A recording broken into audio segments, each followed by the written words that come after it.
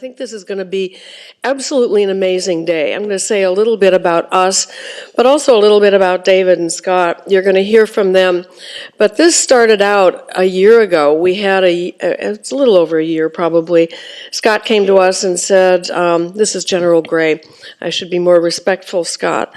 Anyway, he came to us and said, do you think you could put on a program on Ukraine? And we said, well, yeah, we probably could.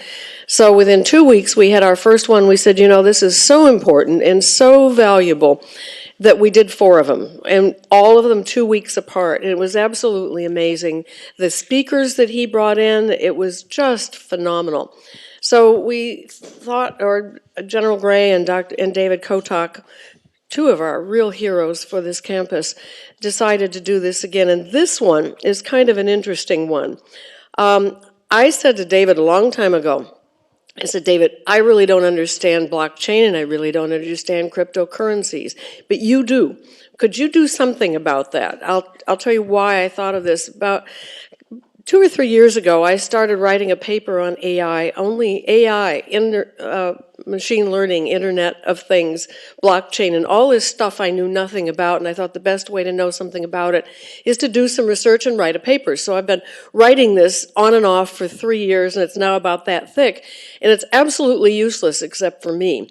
And when I got to the blockchain piece, I noticed that, of course, one of the first applications of blockchain was 2009, and it was Bitcoin. And then I was looking farther. I was looking at my paper again this morning just to review it, and saw that back when I stopped writing it about 2 years ago, because everything was going like that and I couldn't possibly keep up, I saw that there were about 5,000 publicly traded cryptocurrencies, and those of you in the audience will know this much more than I do, and there's probably far more than that right now that I don't know. So this is something I said to David, can you help us talk about this topic? Because I think I don't know all of us, but a large number of us are really interested in this, but don't understand it and don't really know very much about it. So I think that's sort of the origin for this, isn't it, David? You were being nice to me. I wanted to know if Bitcoin would go up or down in price. Well, I didn't want to know that. I just wanted to understand it. I'd love to know if it goes up and down, but that's part of understanding it anyway. So that's how we sort of got here, and David always blames this on me, and I'm glad that he does, because I think this is really important, and I'm so glad you're all here to learn some more about this very important topic. I'll transition now and tell you a little bit about our university. For those of you who haven't been here, we are one of 3 University of South Florida campuses. There's one in Tampa, one in St. Petersburg, and ours here in Sarasota, Manatee. Ours has been the only one that has been a non-residential campus. But if you look out there, and you may hear this sometime during the session today, we are now becoming a residential campus. We are starting a new residence hall and student center over here that will be done exactly a year from now and open up in the fall of 2024 for our first students to come in. So we will become a residential campus.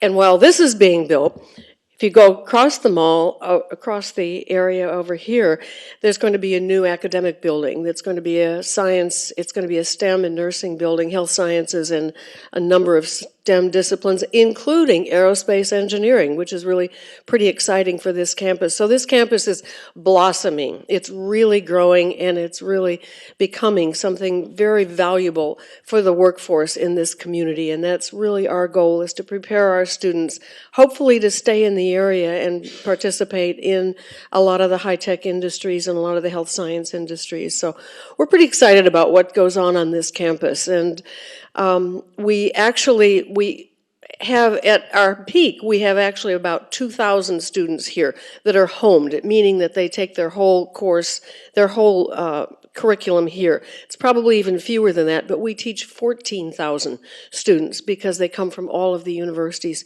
to take our classes, because we really have outstanding faculty here. So this is a really very neat place to be, and as you have a chance to walk around, look at the campus. It's very beautiful. And it's just a wonderful place to be because there are fewer students and fewer faculty, and people know each other, and it's more of a family atmosphere than a large research university, even though we are a research university overall. So a little bit about us. And I'm going to introduce David Kotak. Oh, Scott. Major General Scott Gray, who's going to tell you a little bit more about the programs and sponsors and so forth. Scott, great to see you. Well, thank you, Doctor. Appreciate it. Well, thank you very much for all of you that are here in person, and for all of you out there on the internet watching. We really appreciate this. I want to go back to last year because Dr. Holbrook started talking about that. Our first guest speaker last year was the former Supreme Allied Commander of Europe, General Phil Breedlove. And if you recall, those of you that have followed along the whole way, he opened up by talking about how the Russian leadership, military leadership, went into Kyiv, all right, with 3 days of combat equipment with them, all right? This is their colonels and generals. And then they had their dressed uniforms, expecting a parade from the Ukrainians, welcoming them back into the Russian motherhood, if you will. That didn't happen, needless to say. That's the way this conference started off. He also predicted at the time that the Russians would get bogged down in the south, all right, because it was not a very productive or conducive land for a ground attack. A lot of open exposures and that kind of stuff, and that's all proven to be true. He went on to say that you would see a NATO expansion, which is exactly what Putin didn't want. That's happening. So the very first keynote speaker we had set the pace for where we are. Now tomorrow, we're going to shift gears a little bit because we're going to have General Hawk Carlisle, the former Pacific Air Force's commander, come in and talk. And then he went from that job to be the commander of all the combat command aircraft, the bombers and the fighters in the entire United States Air Force. So he's going to come in and he's going to shift gears for us a little bit, talk about China and the regional threat that they have become, which now is a worldwide threat when you take a look at them from an economic standpoint and from political standpoint and potential military standpoint. We put this together a year ago, and you just take a look at how things have evolved, and it's kind of fortuitous that we're ending up with General Hawk Carlisle shifting the gears the way we are. Every speaker we've had this year, General Deptula, General Breedlove, military speakers, I've asked the same question as they get off the stage. I will ask General Carlisle this tomorrow, right? Will we be here next year? And everybody's emphatically said yes, which breaks my heart. The toll that is being taken on the human lives over in the Ukraine, the toll that's being taken on with all of Europe taking care of the refugees, the humanitarian crisis that's being caused over there is indescribable. And to think that this might actually be going on for a third year, I just think is just so disgraceful, distasteful, whatever word you want to put on it. But every military leader said that so far. A very good friend of mine, General Mike Minahan, a few months ago predicted that the United States would be at war with China in 2024. I pray he's wrong, all right? General Carlisle will be talking about that some tomorrow too. If not, I promise you we'll ask that question, all right?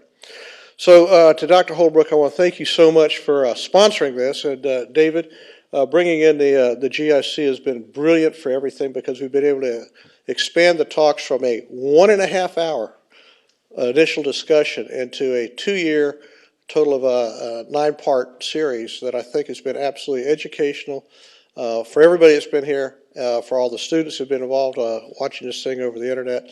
I want to just say thank you to all the participants and thank you to all the sponsors and thank you to everybody for making this reality. David, over to you. I'm going to jump in because I said something about General Gray. I didn't say anything about David Kotak, and I really need to he says no, but I really do. I first met David 6 years ago when I was here, and David was doing financial literacy programs for our students. These were not what you think of a financial literacy program that you give to the high school kids so they know how to use their checkbook. These were really very upscale, high level programs, and they were fabulous. He brought in the Global Interdependence Center that he's been a part of for a long time, and David's here from Cumberland Partners, and he'll tell you more about that. But I just want you to know how important he is to this campus, and has been over all the years that I've been here and known him. And the first year I first met him, he actually gave this university 13 Bloomberg terminals. Is 13 right? 12, sorry, thank you, Eddie.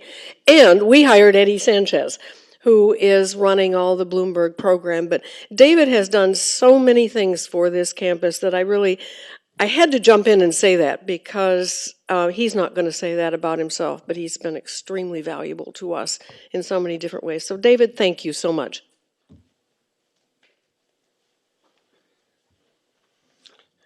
Thank you very much, Karen, for kind words.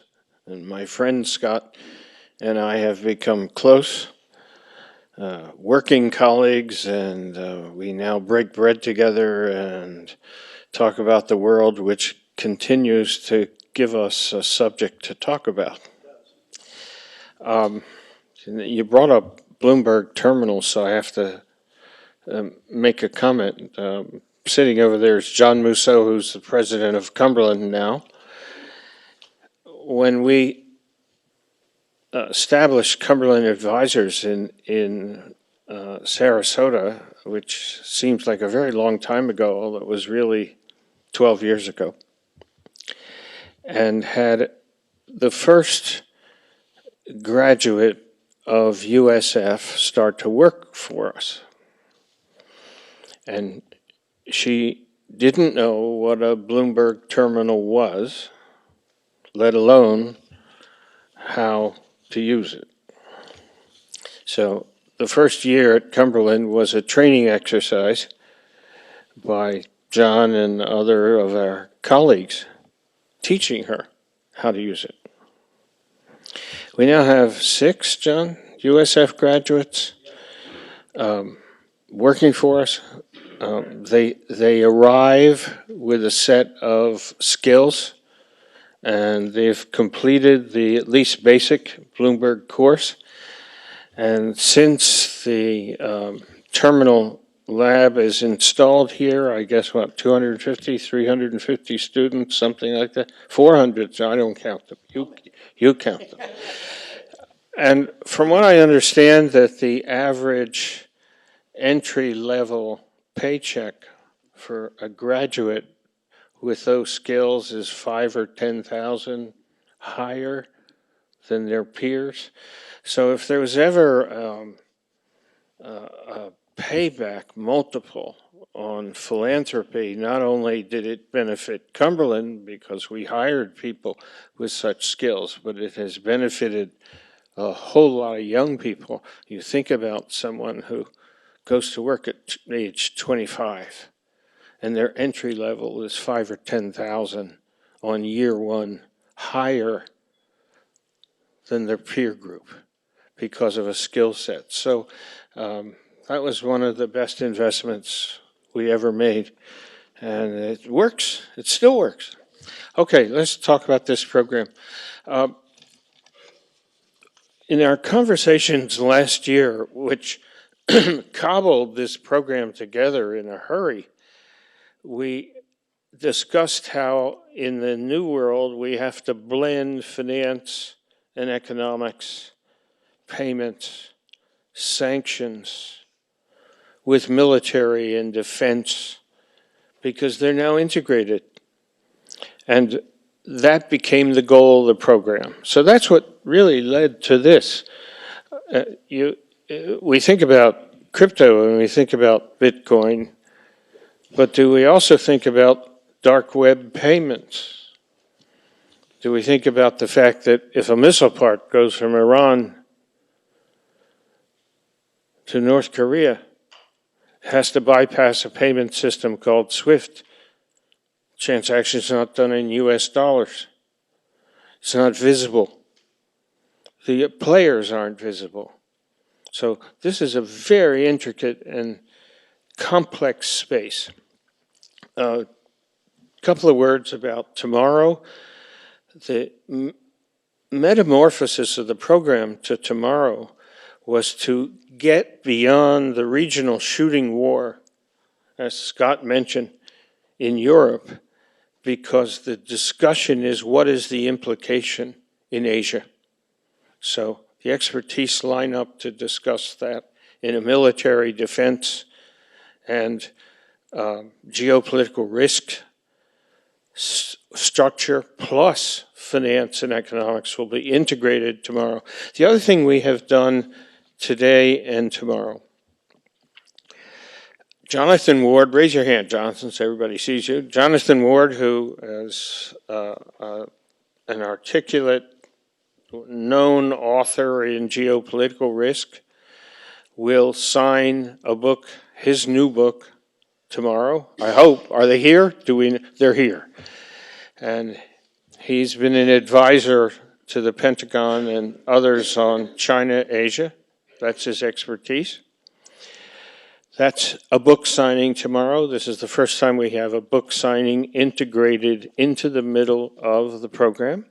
And today, we have someone who you will hear from, and he'll sign his book, and that's Brent Donnelly. Brent, are you on this panel, or? Yeah, I just didn't want to walk up while everyone was. Well, come walk up. Come. This is Brent Donnelly, everybody.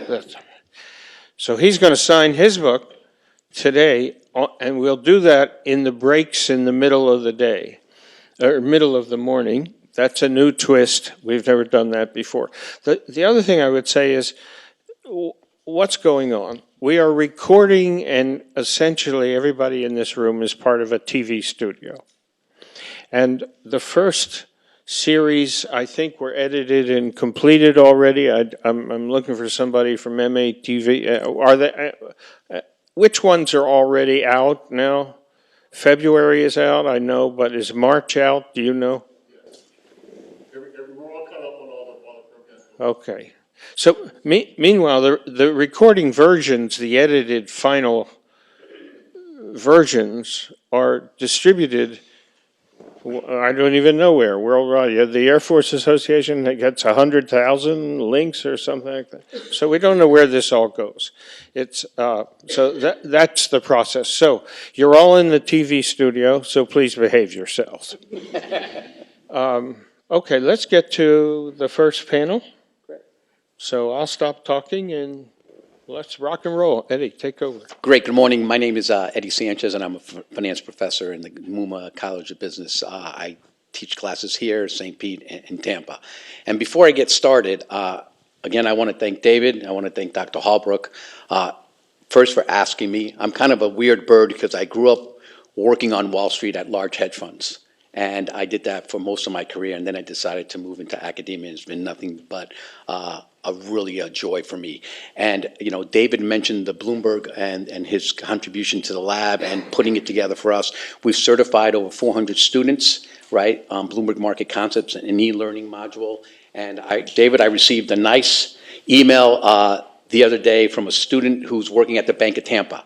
And he thanked me for all the things that he learned in the classroom, not only from the class, but in using Bloomberg so that he can get to the bank and start running with all the employees. He goes, it was so easy because I learned so much. So again, I want to thank David, and I'm sure our students thank him.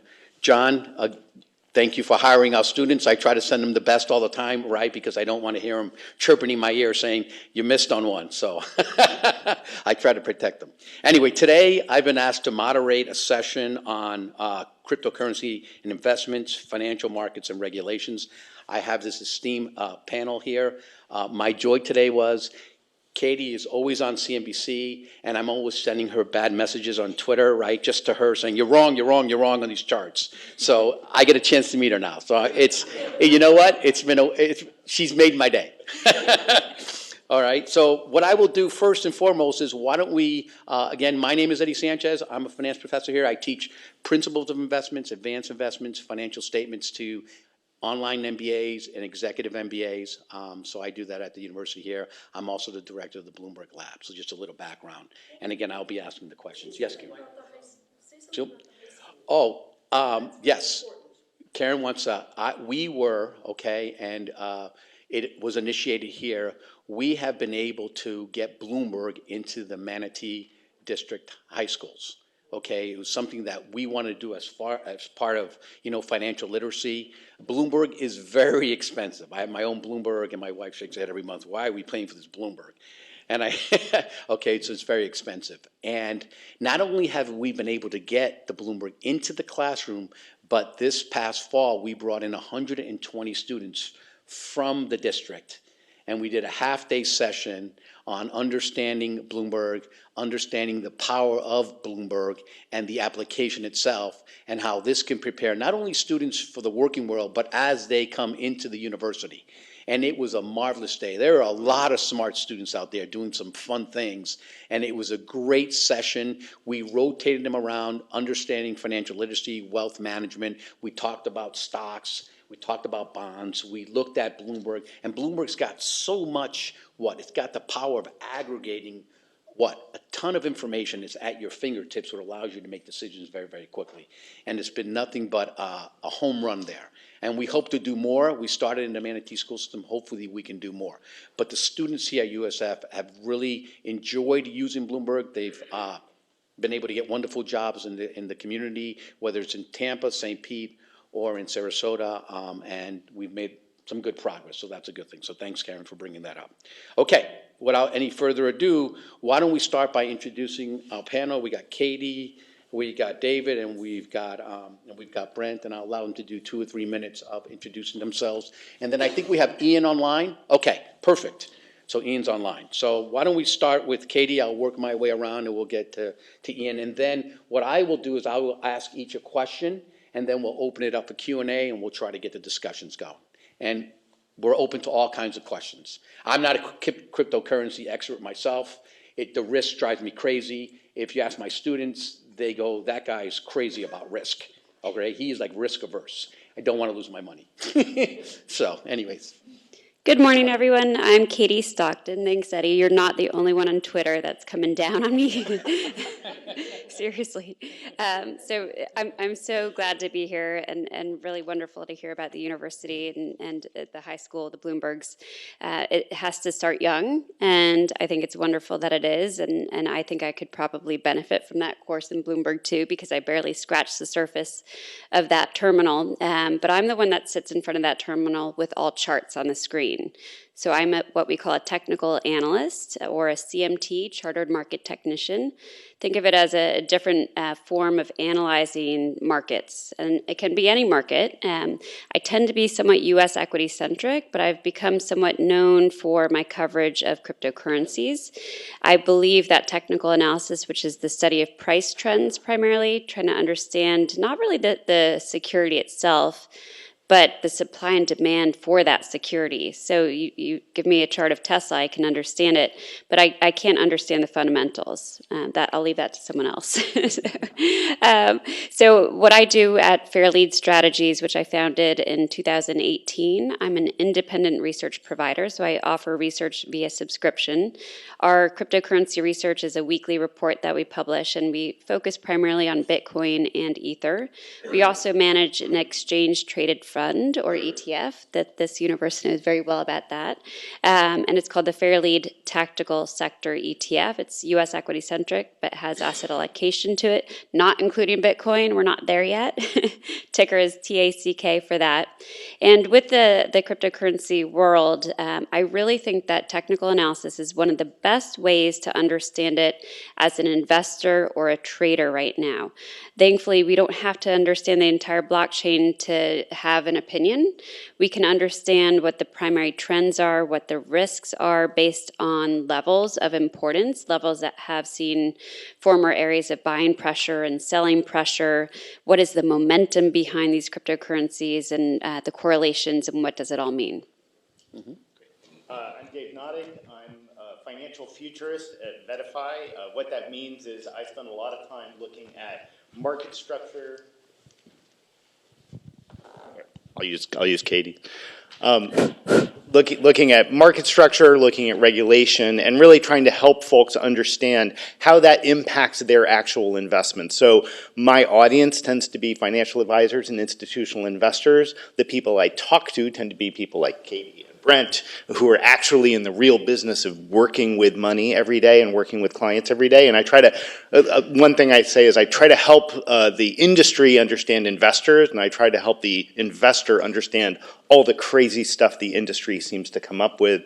My involvement in cryptocurrency is largely from a sort of nuts and bolts structural level. It's been one of the greatest sandboxes for financial innovation we've ever seen.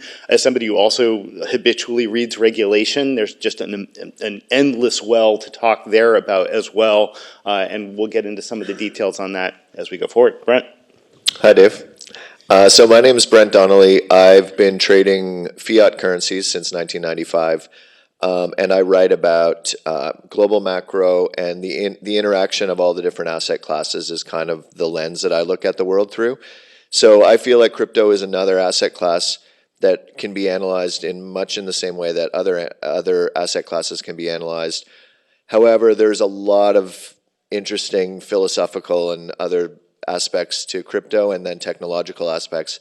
So I feel like it's a really, really interesting asset class to look at through the traditional lenses, but then also through the more futuristic lenses. And so I'm here to talk about where crypto fits in a portfolio, or what its role is in the world.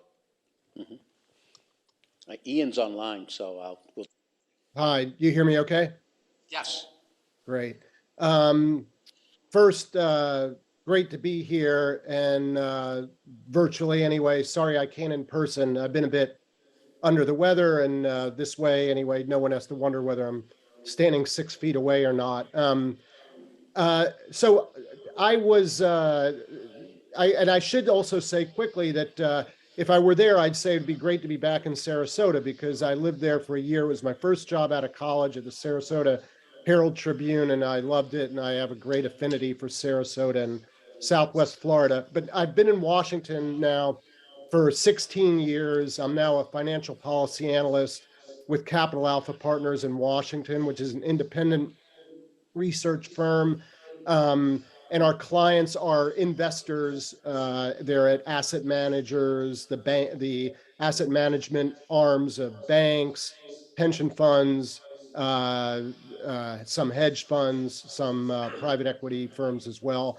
So anyway, I'm a Washington guy now, a real creature of the non-Florida swamp. And so I spend my time looking at the prospects for regulation and legislation, including regarding crypto. So I'll be happy to dig into all of that. Great. We got a lot of regulators here. It's interesting, right? Let me just kind of give you a kind of brief kind of overview, a little bit, right? I'm not a cryptocurrency expert.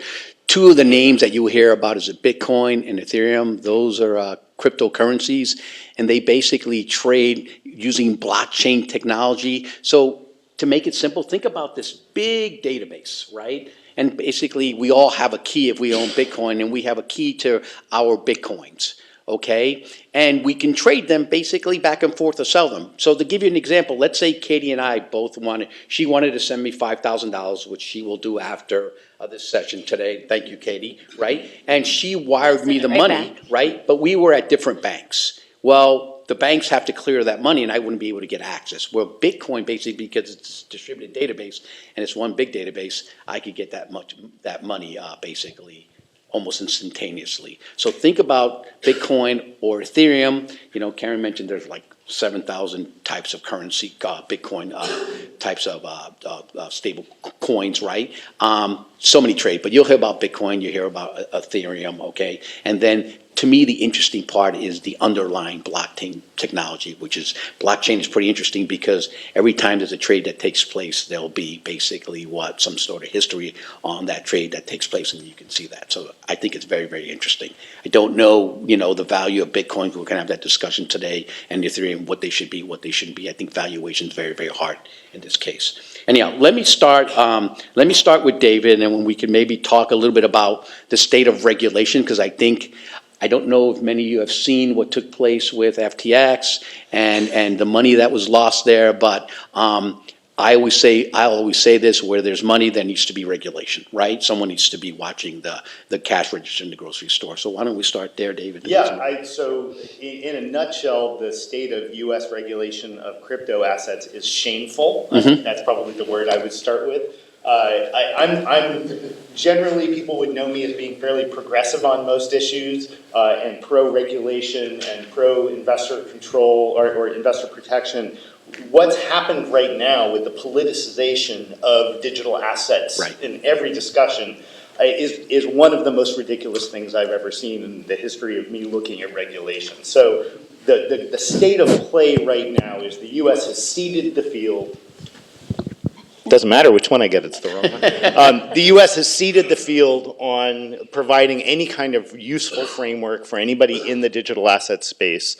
That's particularly poignant today. Literally today, the Markets and Crypto Assets Bill passed through the European Parliament overwhelmingly, I think like 500 to 30, with a few abstentions, which creates a comprehensive framework for trading, managing, and producing product around digital assets in the EU.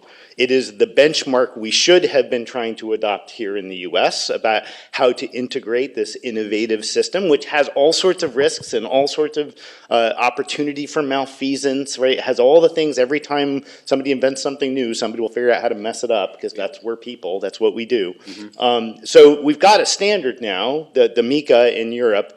In the US, what we have is not just a lack of regulatory environment. We have an abdication of it. Gary Gensler went in front of Congress and refused to answer questions about cryptocurrencies. Like literally just refused to answer. It's something I have really honestly never seen a regulator do in my lifetime.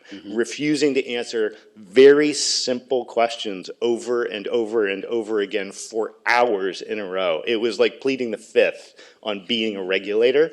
And frankly, that's the state of play. So what we have now is an enforcement environment where the SEC has determined everything is a security if they want it to be, and then is going around and putting enforcement actions in place to people who never thought they were in the securities business at all. It's just going to end up in lawsuits. The SEC is signing itself up for a string of APA lawsuits. They're going to lose a bunch of them. That's probably going to put them in a box to not approve things and let things happen, but to simply clamp down more and more and more. So they're going to lose all these lawsuits, and they're going to shut down whole sectors of the industry, and most of those companies are going to move offshore.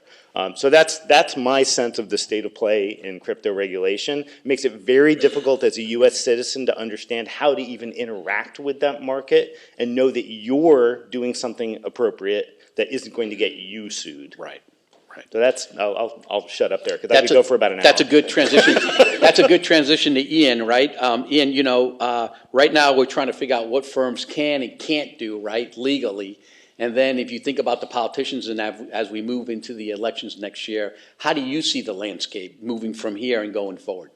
Yeah, so as David referred to, there's just a lot of aggression or just a real antagonistic approach on crypto by Gary Gensler at the SEC.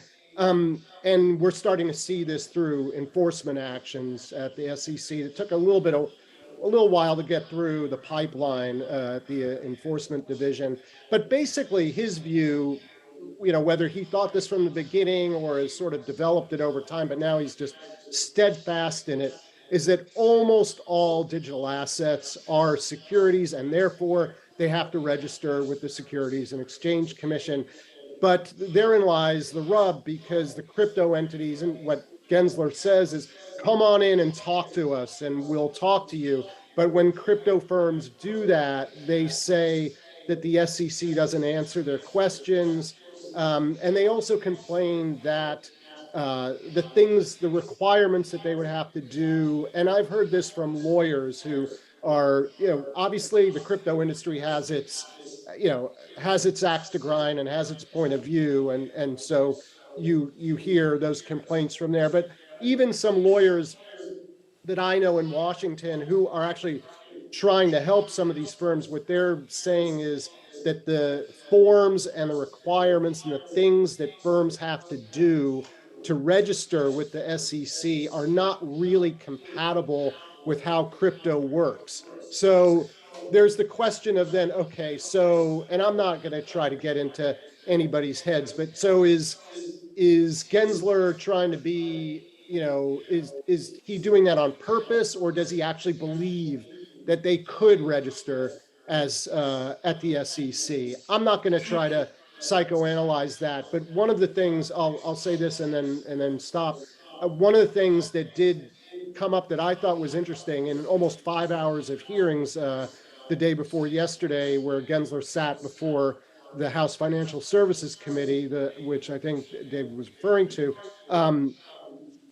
He was sort of asked whether he cares about this question of this assertion of the industry that they'll just pack up and move out of the country if the US doesn't have a framework for them. And he didn't address it directly, but basically he said, look, if they want to operate here, they have to operate, you have to register with us.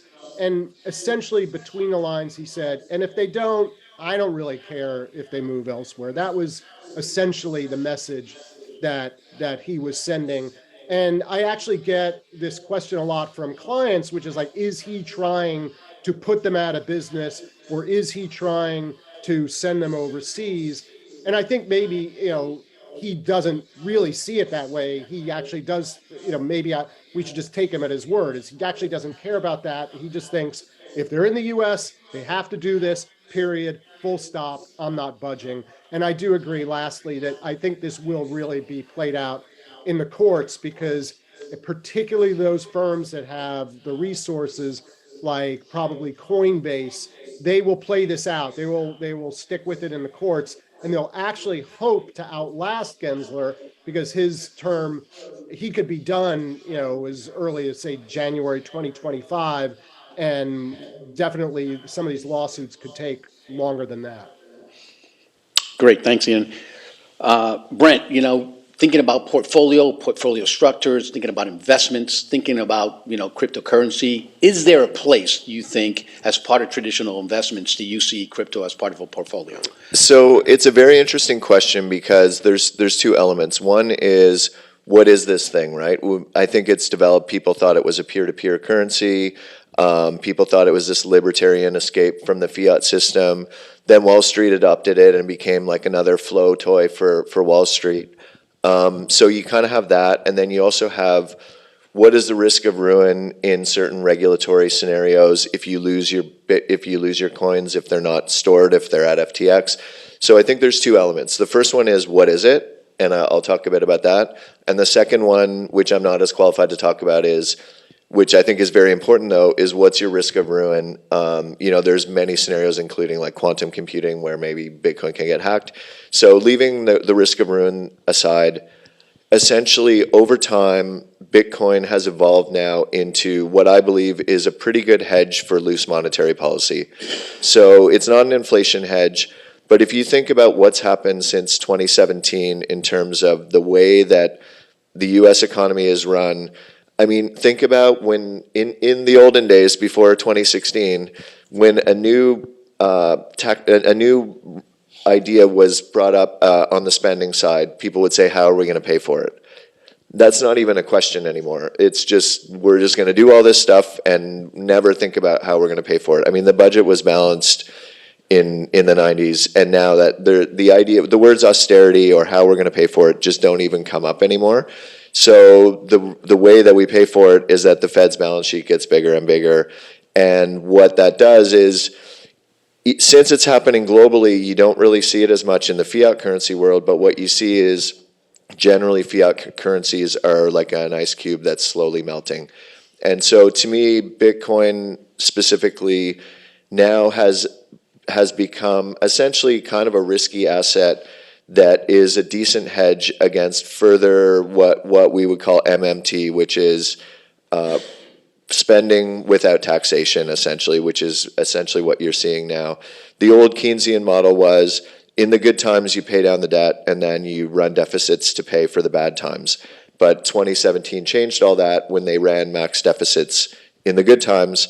And so I feel like Bitcoin plays a role to hedge that continuation, which is each time we get to a bad time, the Fed's balance sheet has to get bigger, the spending has to get larger. But then, like I said, you also have to consider all the risk of ruin and storage and all that stuff on top of that. Yeah, it's interesting, right? You saw with these growth assets what happened last year, and you saw exactly what happened to Bitcoin, and we'll get to Katie on charts in a second, right? But this is, coins were trading at 10,000, they go all the way up to 67, 68,000, and now they're trading, Bitcoin trading at 30,000. So, there's I would say correlated with maybe growth assets, Yeah, just to quickly touch on that. So essentially, if you think of Bitcoin, where does it fit in a portfolio, or how does it behave right now? It's kind of a cross between NASDAQ and gold. Yes. So they both benefit from liquidity, except Bitcoin is extremely volatile, which can be good, but obviously can be bad when you're on the wrong side. And one of the difficulties is we can value financial assets when we can value a dividend, right? Some future stream of payments. When it comes to Bitcoin, there is no future stream of payments, okay? It's in some cases what the next person is willing to pay, right? And you'll see these associations with, how would you value it versus gold, right? And I saw some numbers where Bitcoin could be worth between, $62,000 and $620,000, okay? Depending on how you look at some of these valuations, which to me are still mind-boggling, right? I'd like to just do a DCF, okay, a discounted cash flow model. It gets me to some number that I can say, yeah, that makes sense. So anyhow, okay, moving to my favorite person on the panel, right? Are we in a bull market, bear market, hold, not hold? What are the charts telling you? Sure.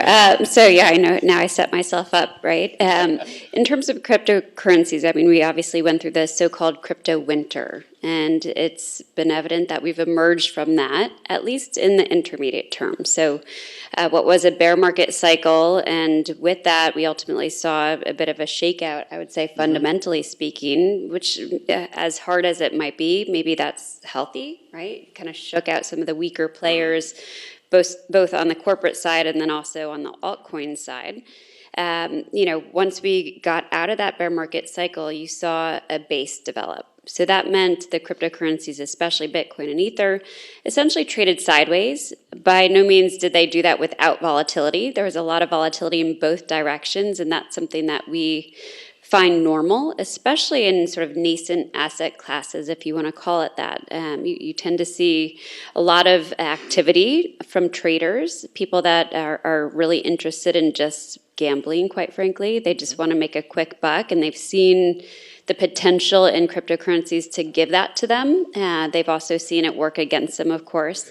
But there was a bit of a tug of war between that supply-demand relationship, which gave way to a trading range that has now become evident as a basing phase. And by that, we mean it was accumulation that was happening as they went sideways, ultimately allowed for a breakout. So we got above a resistance level. For Bitcoin, that level was about 25,000, and that former resistance becomes support potentially going forward. If you think about the market psychology behind that, for people that sort of miss the breakout and the run up to 30,000 plus, well, when it comes back into 25,000, they'll say, now's my chance, right? So it's just a market psychology that creates the importance of these levels. The charts are not really predictive, but they will help us ideally stay on the right side of the prevailing trends and manage risk therein. So the hard thing about cryptocurrencies is that those trends can be completely different over different time frames. So right now we have, and this is actually we have a cryptocurrency compass that we put in our reports, and it's short-term bearish, intermediate-term bullish, long-term neutral. So it's completely confusing, but it's accurate in a way. We have a reaction right now to a short-term overbought condition underway that we think will persist. So short-term lower, but follows a healthy base breakout, which is an intermediate term positive, and yet longer term, just not out of the woods yet. So the bear market cycle has certainly culminated, but we're not convinced that a new established bull market cycle is upon us. And we say that because the long-term momentum gauges that we track, these are typically things based on moving averages of price and combinations thereof, very mathy, and often they will give us a binary takeaway. Is this a buy signal? Is this a sell signal? Is this up or down? And right now, the long-term momentum gauges haven't improved enough to suggest that it's up. and up over any extended duration. Because of that, it just forces us to say, okay, well, I might buy into a pullback or add exposure to these cryptocurrencies into a pullback. And yet, on that next up leg, I'm going to be more sensitive to any loss of momentum, given the fact that we can't be convinced that we have a long-term uptrend at hand. A more difficult market for me and most people tends to be a sideways market, a directionless market, as opposed to a trending market. And that applies not just to uptrends, but also to downtrends. So last year, bear market cycle, evident in the S&P 500, as hard as it was and as difficult for our portfolios, it was an easier market to navigate and to understand. Now we've gotten arguably into more of a range-bound environment for a sort of macro technicals, if you will. So the dollar, yields, equities, the currencies, we have a lot of trading ranges having unfold among global asset classes. And that's a very difficult market to navigate in terms of forcing us to become much more short term. But the only guarantee, I think, from Bitcoin and Ether is that that volatility is likely to continue until we have the regulatory environment get to a certain place where it's a trustworthy setup and asset class. Between now and then, I think it's going to still be or still hold appeal for the gambling set, and that will just foster additional volatility. So we'll probably see more of the same. There's also, folks who are really just trying to invest in the technology, and God bless them because they're probably going to live through a lot of volatility driven by traders. Interesting that Katie says that. Just to give you some numbers, right? We've seen Bitcoin go maybe from 10,000 to 67,000, pull back, basing around, what was it, 14,000, Katie? Am I mistaken? The low, sub 14,000. Sub 14,000, and now it's pretty much doubled, right? And it's interesting because you'll get both sides of the spectrum. Charlie Munger, right? We all know Charlie Munger, Warren Buffett, basically has no use for cryptocurrency and Bitcoin, right? And then you'll have institutions. You actually have companies that are leveraging the balance sheet and borrowing debt, like MicroStrategy, to what? To buy Bitcoin, because they see Bitcoin as a currency on a network that will be here for the future, okay? And if you look at kind of these busts and booms, I was looking at a paper and I can't remember all of them, the tulip phase where it basically rallied and we get these multiples and it goes to zero. You get the internet phase. The drawdown in cryptocurrency has been about 83, 84%. Too much risk for Dr. Sanchez, right? But you think about it. But what has happened is it's back to 30,000 again, and you have some real investors there, so it's very, very interesting there. So what I would like to do now, yes? Let me interrupt 1 second. Okay. If you go more into the mic, Okay. your audio will be better. Okay. Okay, sorry to be so mundane, but it's important for us to get the audio. Okay. Thanks. So what I'd like to do now is open it up, questions from the audience, and if not, hopefully I can help and we can extend the conversations.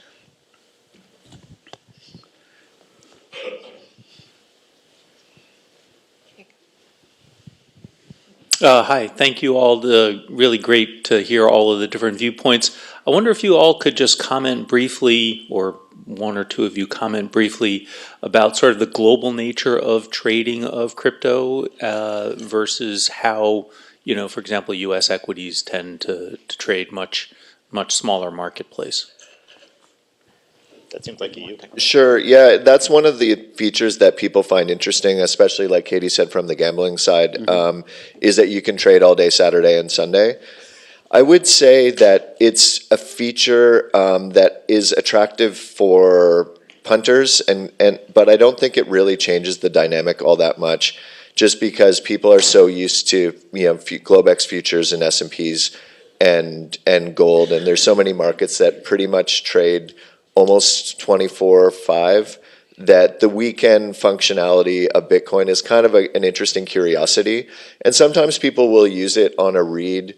Or as a read to see where say the NASDAQ futures will open on Sunday night. But I would say the utility is pretty low of that weekend activity overall. Katie, you want to say anything? Yeah, I mean, anything for me from a technical perspective that trades globally and actively, it lends itself even better to our discipline. So technical analysis, while I apply it often to equities, it really is best for FX and for commodities and anything that trades in that manner. So I would put Bitcoin and others in that category. The challenge, of course, is for us to identify when does this week end. It just is the never-ending cycle. So using bar charts through our Bloomberg terminals, we've had to adapt in that way. But as long as you have a chart, and when you look at that chart, you don't see a lot of gappiness on it, and that's often created by liquidity or a lack thereof, then you can feel, you can really rely on some of the indicators we use. Good. Other questions? Oops. John, we'll go around. John next, and then, yep. Thank you. It's good to see all of you. Any thoughts? There was a New York Times article earlier this week or end of last week on the social cost of Bitcoin mining in terms of electricity usage, some of the spikes, et cetera, et cetera. I mean, I have some opinions about that. I think that gets overblown. I think there are two sides of this. I think it's not fair that people pick on Bitcoin but don't talk about the energy cost of, say, the banking system. And there have been plenty of studies people have done about the cost of moving $1 million through the system in terms of energy expense and all that. At the same time, I think it's ridiculous to call it a green currency because people are putting their Bitcoin mining, systems near hydro dams that are underutilized. So I think both sides of that debate need to come back towards reality a little bit. And the truth of the matter is, when these systems do real work, right? If it was just because we were playing video games, we would have a different conversation. But like the environmental impact of World of Warcraft is probably on a per economic unit basis a lot higher than the environmental cost of Bitcoin mining. Great.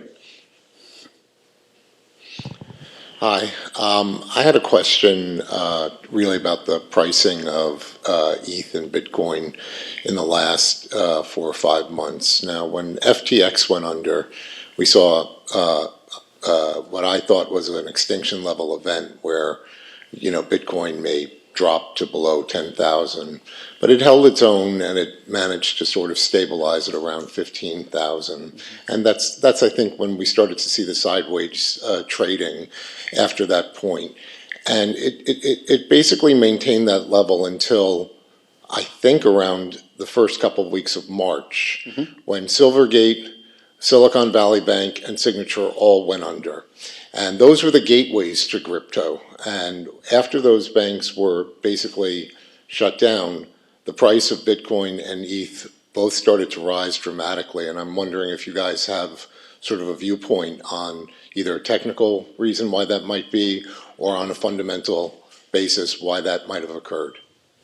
Thank you. Katie, you want to take, and then we'll pass it? Yep. Sure. So, the charts are never going to answer why something's happening. They'll just tell us what is happening. We were surprised by the breakout, and the timing of it was quite surprising to us. But if you go back to the correlations and look at the correlation, especially year to date, Bitcoin to the NASDAQ 100 index, and then you look at the NASDAQ 100 index, and you think about the players that are driving up the NASDAQ 100 who are just chasing NVIDIA, chasing Apple and Microsoft. Those same people are gravitating back towards Bitcoin. So I think there's a little bit of a migration. So it's almost got the dual benefit of having that correlation and the interest from that same set that they don't want to miss that. It's fear of missing out. But then it also holds the relatively high correlation to gold, as Brent alluded to, and gold has done very well too. So. Yeah, let me just interject before I move it out. You saw what happened to interest rates too, right? You had the 10-year move from 4% as low as 325, and then you had so much volatility, 100 basis points move in the 2-year. And that is, we've never seen that, all right? John can tell me if I'm wrong, but I don't think you've ever seen the 2-year move 100 basis points. So a lot of dynamics in the market, and this is, a currency still that is, that the players are much different, so I'm going to pass it on. Yeah, the only thing I would add is, so like they were saying, risky assets generally came back, especially long duration stuff like NASDAQ. But then that was also coming off a very extreme sentiment low where FTX happened. It was the front cover of The Economist, which is a classic reverse indicator. That was at 17,000. And really, I think there was a lot of short positions at that time as well, because like it kind of looked like Tether was going to break. There were so many things going on that it looked like there could be some kind of waterfall event. So I think you were coming from that position of extreme bearishness and large short positions to then like a revival of all risky assets, and then, you know, Bitcoin is super high beta to that. Yeah, just one quick note on the sort of structural fundamentals. The important thing about FTX is that it was just plain old fraud, right? And I think that that's actually a relief, right? When things happen because people do bad things, we know how to deal with that. That's human history. What didn't happen was some sort of fundamental break in the ecosystem itself. We had a bad actor. We didn't have a bad system. Yeah, good point. Yeah. She's coming your way. Thank you for waiting. Hi, thank you for that. Great comments. I'd like to go back to one point which really affects every aspect that all of you have spoken about, and that's really regulation. In terms of institutional demand, in terms of pricing, all of this ultimately could be, you know, affected significantly by what happens on the regulatory front. And we had a year and a half ago, the White House come out and issue an executive order saying, let's get a framework in place for digital assets. It started, at best, the White House was maybe agnostic. The Treasury, everybody sort of moved on this.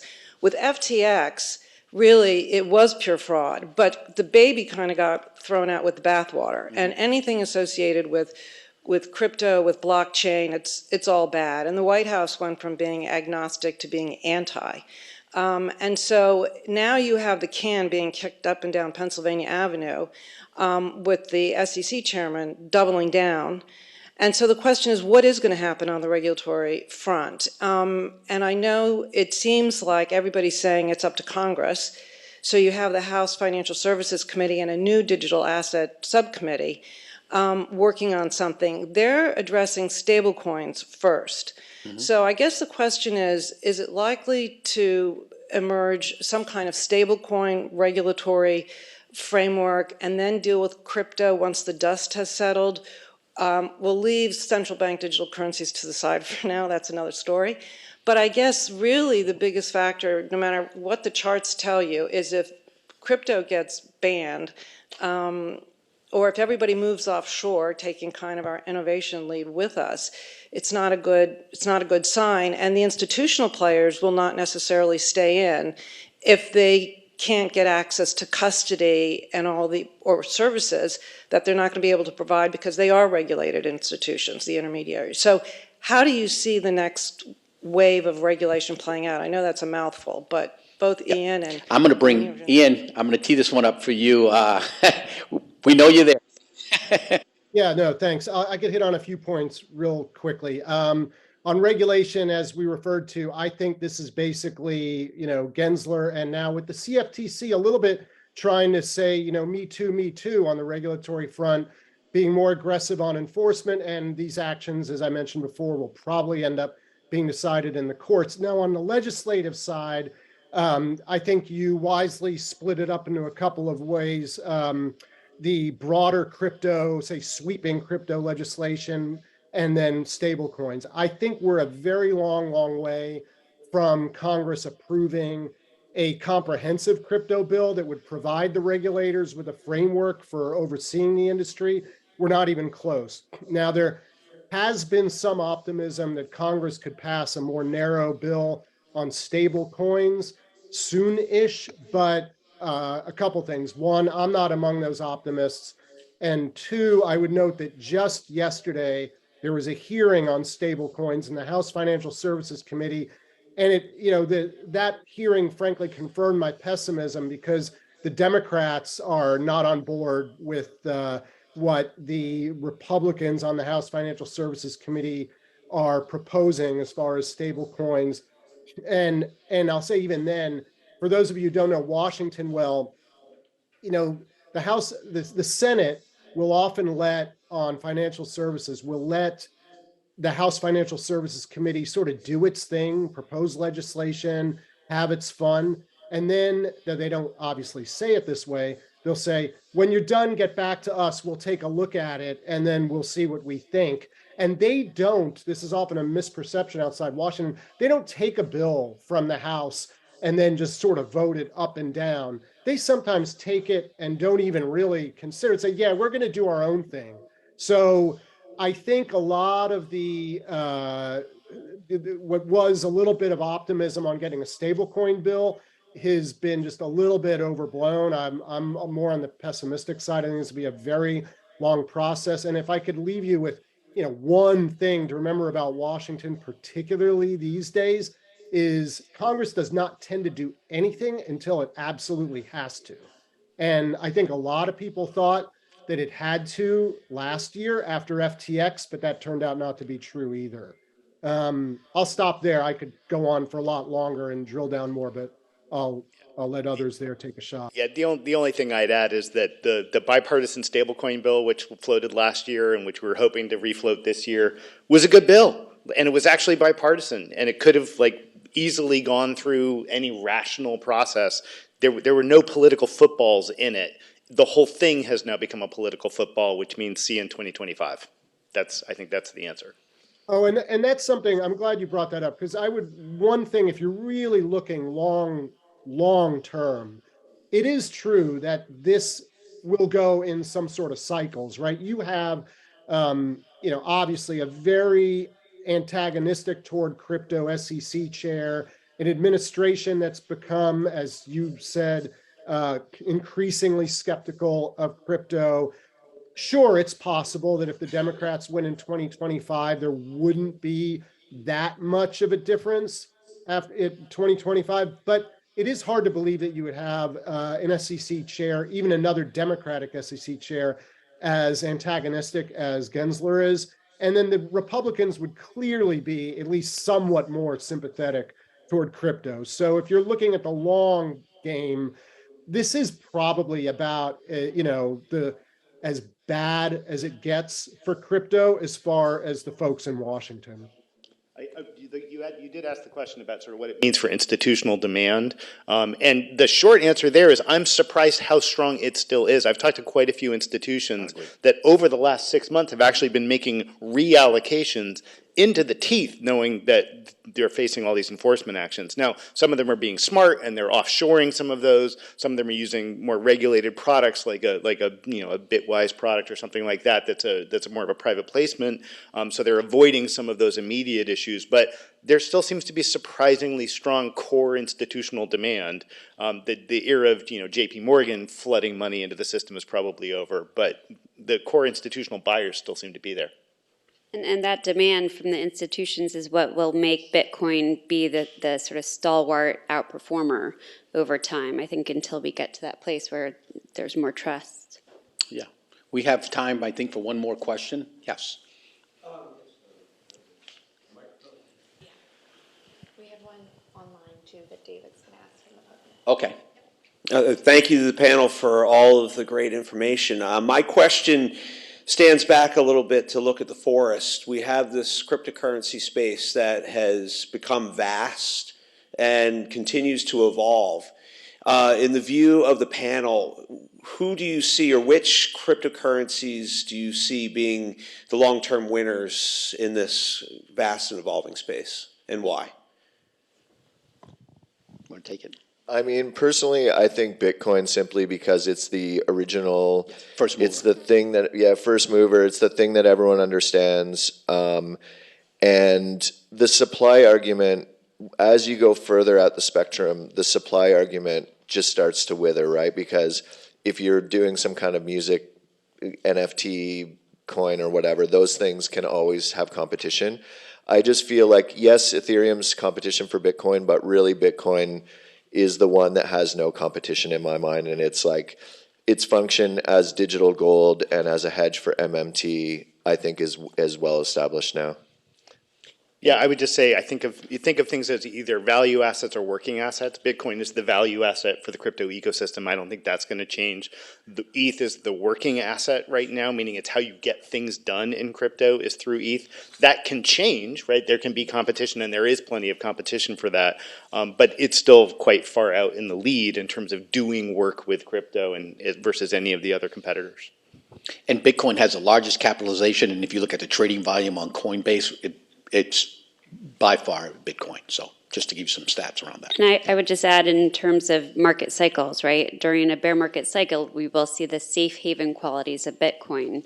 But when things are sort of rip-roaring, you will have outperformance by the altcoins. And it usually is Ether that leads that charge. So as one to sort of reposition for in a bull market cycle, Ether, I think, would be a great place to start.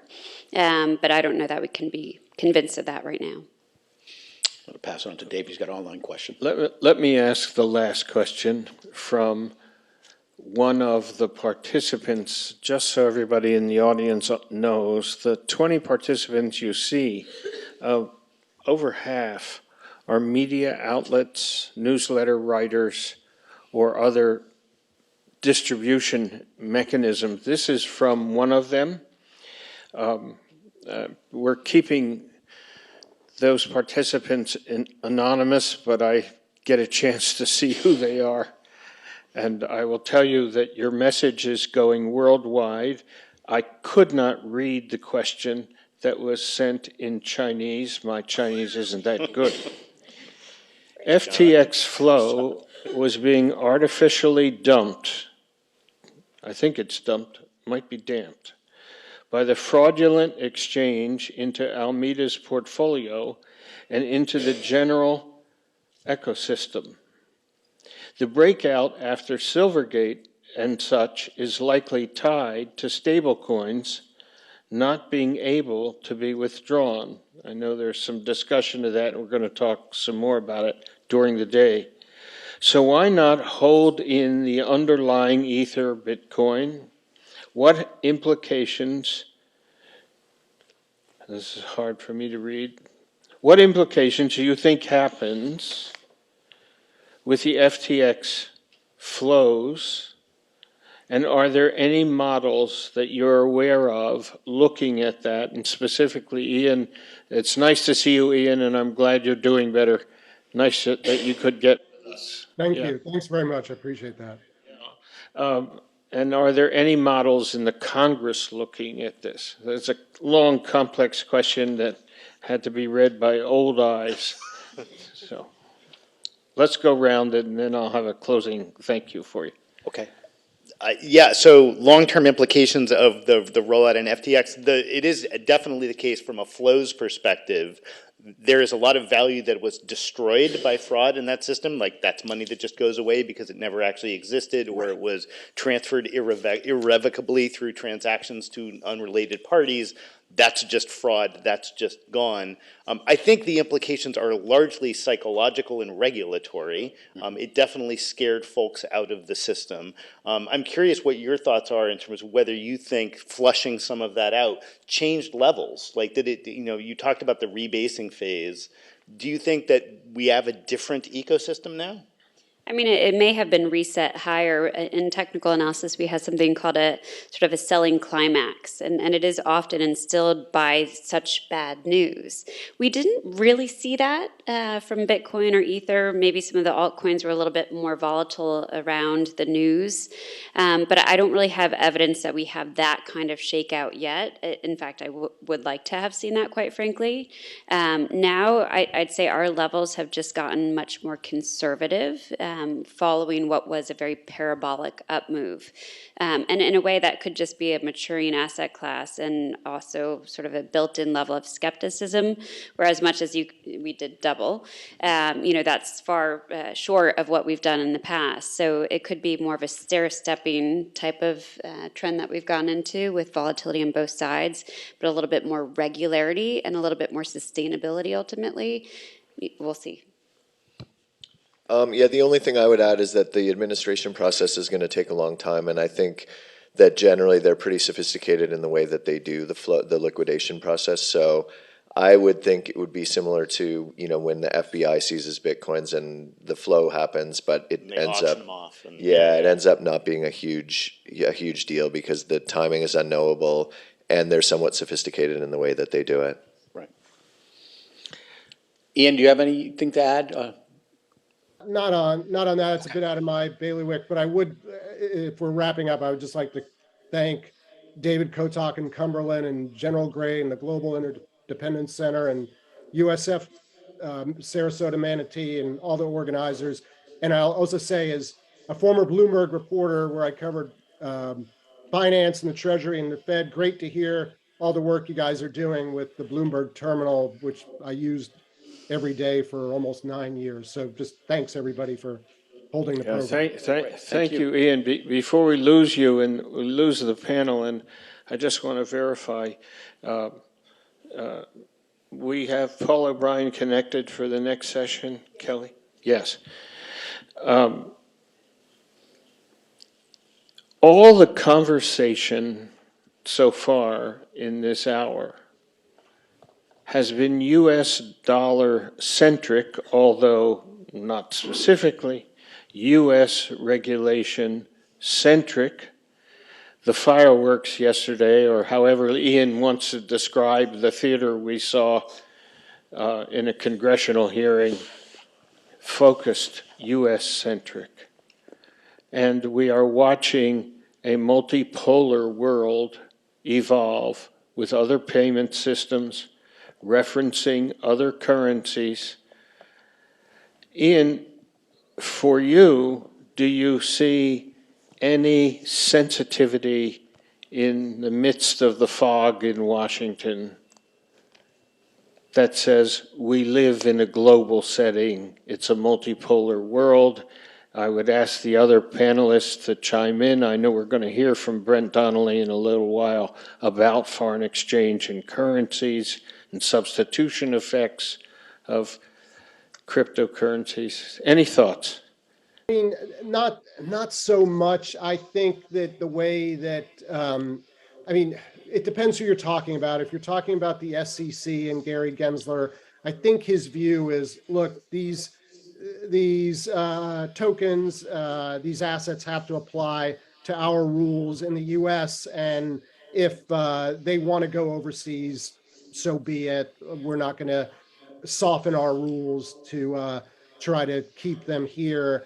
If you're looking at like the banking regulators like the Fed, and they're thinking about things like stable coins, which we didn't really get that much into, but stable coins are long-term a real concern at the Fed and the Treasury, just because, to put it in real layman's terms, anything that sort of shadows or mimics in any way the US dollar has to be something that the Fed staff and folks at Treasury have to think about. So in that way, there's a more global way of thinking regarding stable coins. And I think anything regarding currency, they start thinking about in a more global sense.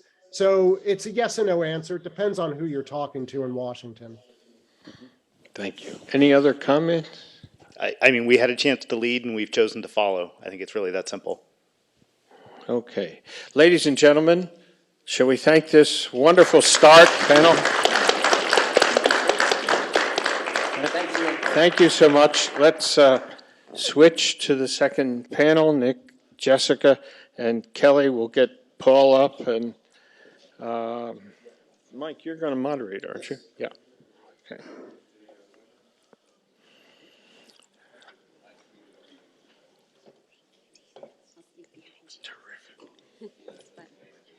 Well done. I got to teach today. Siona, while we switch the panel, I want to point you out in the room. Raise your hand. Siona is with the Global Interdependence Center. And so anyone who is not a member of the Global Interdependence Center and wants to be one, she can help you. And if you're not a member of the Global Interdependence Center and you don't want to be one, don't start your car. Thank you, Siona. All right, we have to get our next panel in place. Nick, Jessica, do we have Paul? You got Paul. Michael Drury, introduce yourself, the former chairman of the Global Interdependence Center, and a prestigious economist. You'll hear about him from him tomorrow about China and other things, but take over, Mike, please. Hello. My name is Michael Drury. Can't hear it?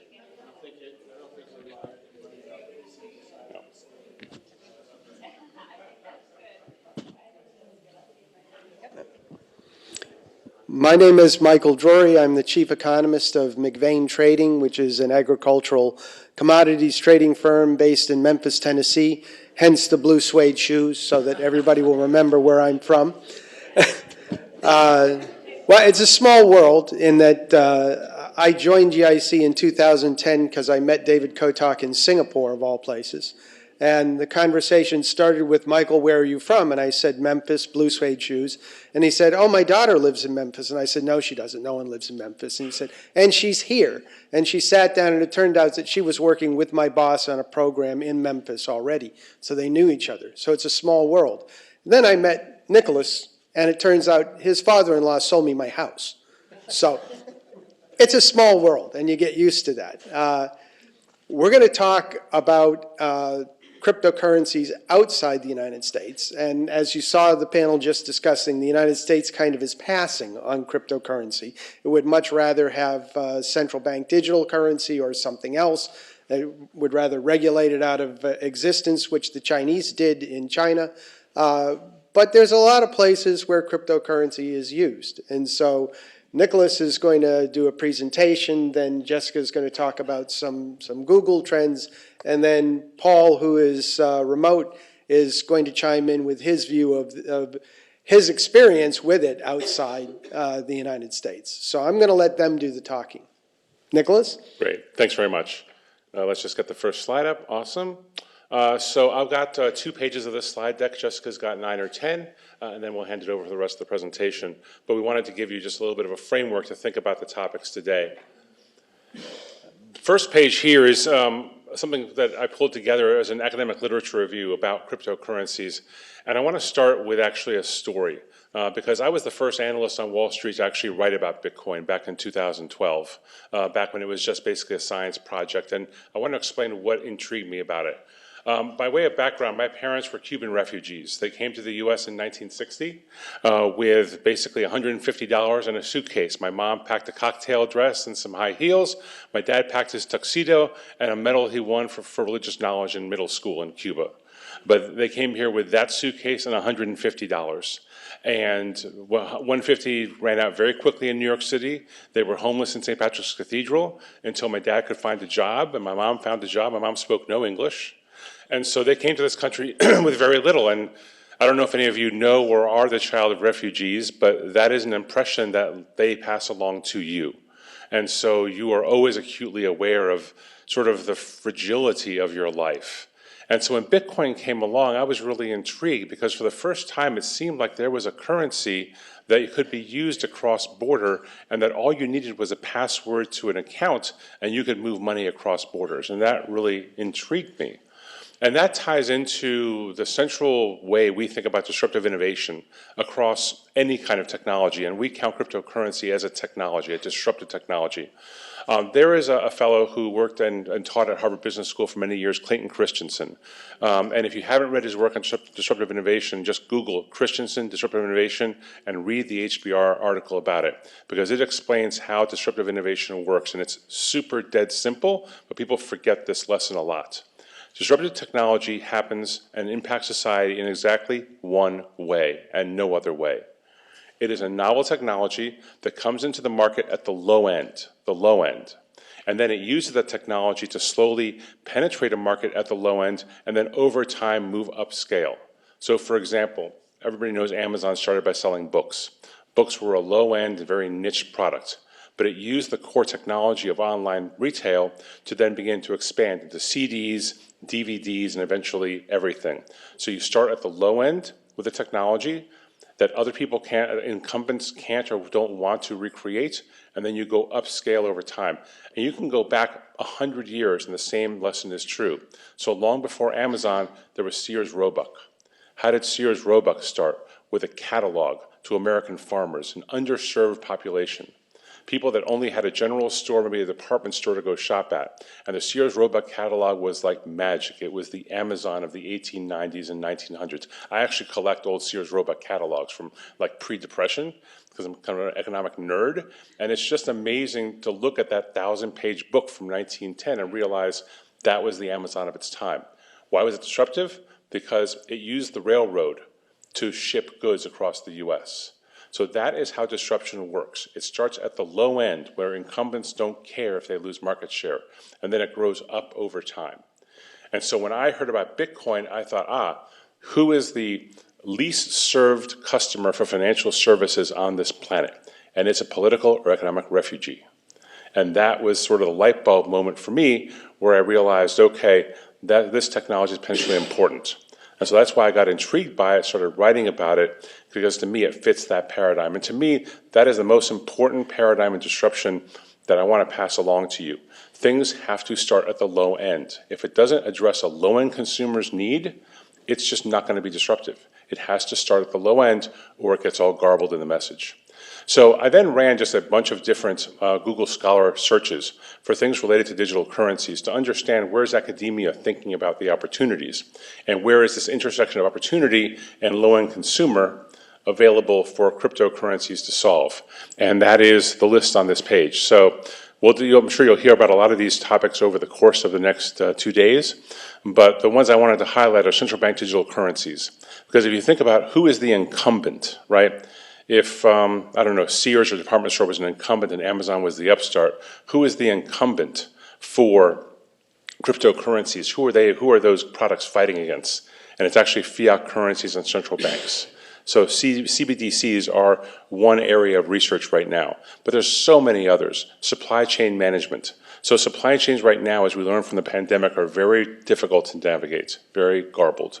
So adding cryptocurrencies, particularly things called smart contracts with Ethereum, where you can code a contract into the system and you don't have to have a lawyer or somebody else constantly monitoring it, another opportunity. Cross-border e-commerce, remittances by individuals, kind of my pet project, my pet thought about why this is all relevant. Cross-border data sharing. There's a very interesting set of research going on in smart contracts related to specific sectors of the economy.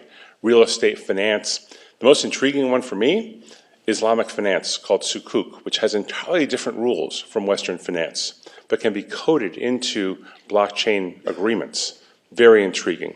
Healthcare services, infrastructure, and so forth. Cross-border e-government services. This is just a laundry list, by the way. This is just like the first 2 pages of Google Scholar, when you Google for basic terms about research going on in cryptocurrencies. And you get this wide array of opportunities. And then finally, a comparison of Swift and blockchain, which I'm sure other panels will discuss, and I want to steal their thunder.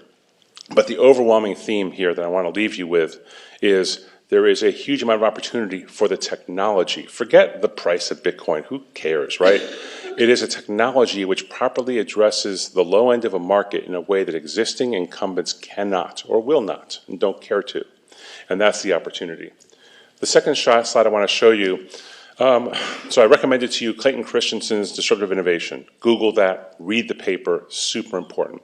The other one, if you're interested in crypto, is Andreessen Horowitz just came out with a State of Crypto Index. And this is not a price index.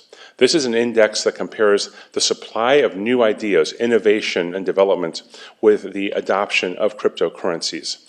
And this is a long-term chart, and to be fair, it looks a whole lot like the Bitcoin chart. So there is some overlay between the price of the asset and the interest. But they're trying to tell us, hey, look, this technology is for real. It's here to stay. There's still a lot of development, a lot of demand going on for it.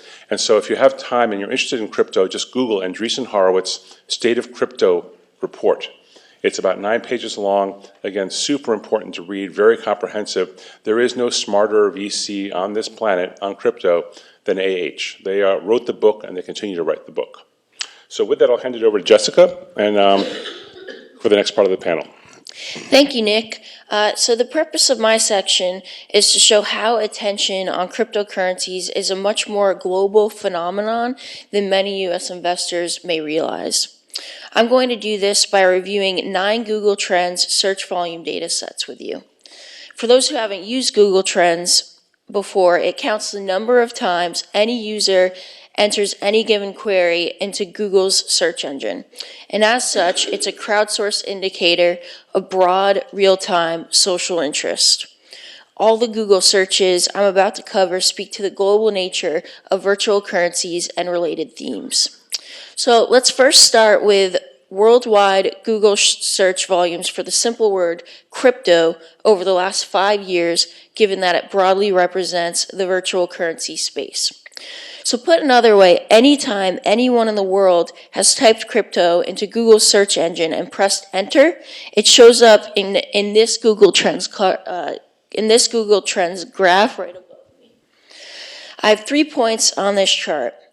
The first is that searches for crypto peaked in May 2021, and aside from some spikes in attention in late 2021 and the first half of 2022, they have trended lower since. My second point is that despite lower search interest over the last year versus 2021 and the first half of 2022, queries are still structurally higher than pre-pandemic levels. Lastly, and most importantly for our discussion today, the top 10 countries searching for this term over the last 5 years are the Netherlands, Nigeria, Singapore, Slovenia, Cyprus, Belgium, Australia, the Ivory Coast, the UAE, and New Zealand. So the takeaway to this first search term is that users most interested in crypto over the last 5 years have been in Europe, Africa, Asia, and the Middle East. The United States is only 22nd on the list, behind everywhere from Switzerland and Canada to the United Kingdom and China. Next, we have global search volumes for Bitcoin versus its price over the last 5 years. And I have 3 points here as well. Number one, searches for Bitcoin climbed with its price as it reached 50,000 and 60,000 for the first time in February and March of 2021, as you see in the middle of the chart above. Interest peaked shortly after in May 2021, however, as the price of Bitcoin fell rapidly back closer to 30,000. Number two, interest rose as the price of Bitcoin surpassed 60,000 again in Q4 2021. But the bigger surges in interest came after large downdrafts in price, such as in May and June of 2022. And third, the top 10 countries searching for Bitcoin over the last 5 years are El Salvador, Nigeria, Switzerland, Austria, the Netherlands, Slovenia, Turkey, Germany, Singapore, and Cyprus. So I have 2 takeaways here. The first is that everywhere around the globe, Bitcoin captures attention at the extremes, so when there's a burst higher or lower in price. The second is that once again, the top search volumes were primarily in Central America, Africa, Europe, and Asia, or in other words, not the United States. The US was only 26th on the list, behind Kenya, Australia, and Ghana, for example. Now, for the next several slides, we're going to focus on just the top search interests by country. Here are the top 10 countries searching for Ethereum over the last 5 years, which have been Kosovo, North Macedonia, Singapore, Slovenia, Switzerland, Canada, Austria, Turkey, the Netherlands, and Cyprus. The U.S. is 25th on the list here. Next, here are the top 10 countries searching for USD coin over the last 5 years, which is a stable coin linked 1-to-1 to the dollar. The top 10 countries here are Pakistan, Lebanon, Nigeria, Singapore, Sri Lanka, Turkey, Bahrain, the UAE, Georgia, and Cyprus. The US is only 43rd on this list. And here is Tether, another stable coin linked to the dollar. Countries searching for Tether the most over the last 5 years have been New Zealand, Nigeria, Singapore, Australia, China, Canada, Cyprus, the UK, the US, and Turkey. This is one exception in which the US did make the top 10 list. Next, here are the top 10 countries searching for a crypto wallet over the last 5 years. They're Nigeria, St. Helena, Cyprus, Singapore, Cameroon, New Zealand, North Macedonia, Ghana, Australia, and Canada, whereas US is 16th on the list, not inside the top 10. Now, to capture a crypto-related event, we have the top 10 countries searching for Ethereum upgrade over the last 90 days since the upgrade just took place on April 12th. They're China, Slovenia, Singapore, Serbia, Switzerland, Pakistan, Austria, Bulgaria, the Netherlands, and Romania. The United States is 17th on this list. Just two more. And for another crypto-related event, we have the top 10 countries searching for the now bankrupt crypto exchange FTX over the last 12 months. They're the Bahamas, Singapore, China, Hong Kong, Taiwan, the US, Canada, Sweden, South Korea, and Switzerland. As you're probably gathering, the downfall of FTX was a much more US-centric event than this space more generally. And lastly, here's a chart of Google search volumes for Bitcoin versus gold over the last 5 years. And I have 3 points on this data. The first is that searches for gold have outnumbered those for Bitcoin by 3.4 times over the last 5 years. The second is that the only time search volumes for Bitcoin have exceeded gold over this period was in May 2021, when Bitcoin prices were falling rapidly. And third, although gold is an English word, the top 10 countries searching for it include several countries where English is not always the primary language. They're India, the UAE, Saudi Arabia, Pakistan, Bangladesh, Australia, the Philippines, Egypt, Malaysia, and Indonesia. Now, my takeaway for this final Google search is that gold remains more popular than the largest cryptocurrency worldwide. It takes peak interest in Bitcoin to overcome gold, but this only lasts a very short period of time. And as a side, and we're not going to show this chart in the interest of time, but if you do a Google Trends analysis for worldwide search volumes for the dollar versus Bitcoin, it looks a lot like this gold chart up above. Searches for the dollar have outnumbered those for Bitcoin over the last 5 years, as you'd expect, but there have been times when there's more search interest for Bitcoin than the dollar, which happens when Bitcoin is especially volatile, like in the first half of 2021. So to wrap up my section, the bottom line is that cryptos are much more widely followed outside the US, which is an important feature for their long-term relevance and utility. Americans benefit from having the dollar as the world's reserve currency, but cryptocurrencies and stablecoins target an underserved market, as Nick just discussed, since they offer a cheap way to secure funds outside volatile banking systems and currency regimes, particularly in developing countries. The volatility of cryptocurrencies may spook many Americans, but it's much less concerning to people who need an alternative means to store, move, and invest capital. And with that, I'll hand it over to Paul. Thank you. Okay, well, thank you very much. Michael, can you hear me? Yes. Okay, great, thanks. And thanks, I very much appreciate the opportunity to be speaking with you this morning. Especially because it's about 15 degrees here in Wyoming, so there is still winter. And I'll start with a few disclosures. I do personally own some cryptocurrency. Hasn't worked out particularly well, but I do think it's been helpful in learning how the ecosystem works. I am a trustee of the Wyoming Retirement System, which does not invest in any crypto, but everything I say will simply be my own personal opinion and not that of the retirement system.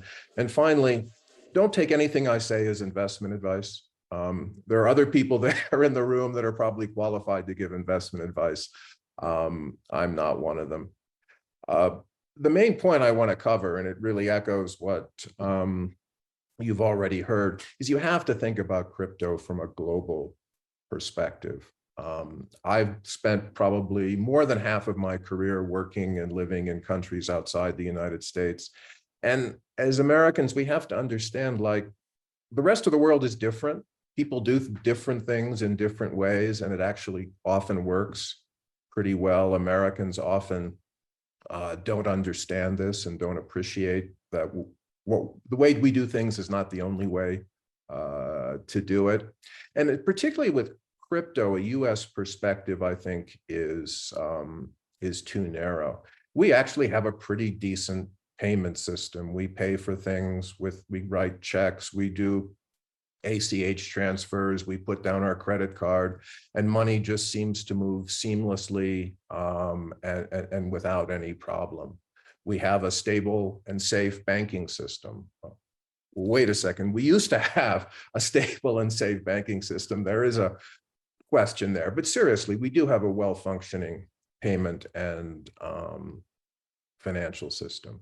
And that's not necessarily true in the rest of the world. There's a lot of countries, there are a lot of places where you do have significant problems in the local economy, the local financial system, that may make the local money not necessarily as stable as we think of the US dollar. And so there's a lot of factors around the world that I think are going to drive increasing use and attention to cryptocurrencies. Brent Donnelly mentioned one in the last session, unstable monies, high rates of inflation. There certainly are many places in the world we know of that are subject to serial financial crises, serial currency devaluations, where a safe, stable asset is going to be much more attractive. Cross-border remittances, which Nick mentioned. I spent 10 years living in the UAE, and you would see this all the time. You go to the shopping mall and there was the money transfer little kiosk, and there'd be a line around the corner, people waiting to send their money home to the Philippines, to Pakistan, to India, wherever they came from, because that was the only way to do it. And it was expensive. I got paid every month and wired the money back to the United States and paid significant wire fees on both ends. And with crypto, you can execute those transactions much more seamlessly and much more cheaply. Capital controls. We in the United States have no problem, might cost a bit, but we can move money anywhere in the world we want to with no restrictions.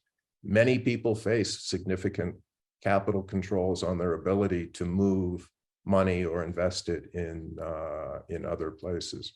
Finally, and probably most unfortunately, war, civil unrest. We have a war going on in continental Europe.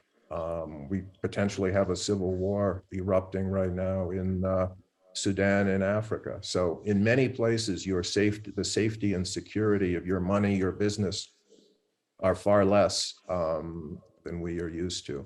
So let me telegraph my conclusions, and then I'll show a couple of slides just to back these points up. First of all, whatever the US does, whatever the SEC does, the future of crypto is going to be decided globally. It's not going to be decided what happens in the United States.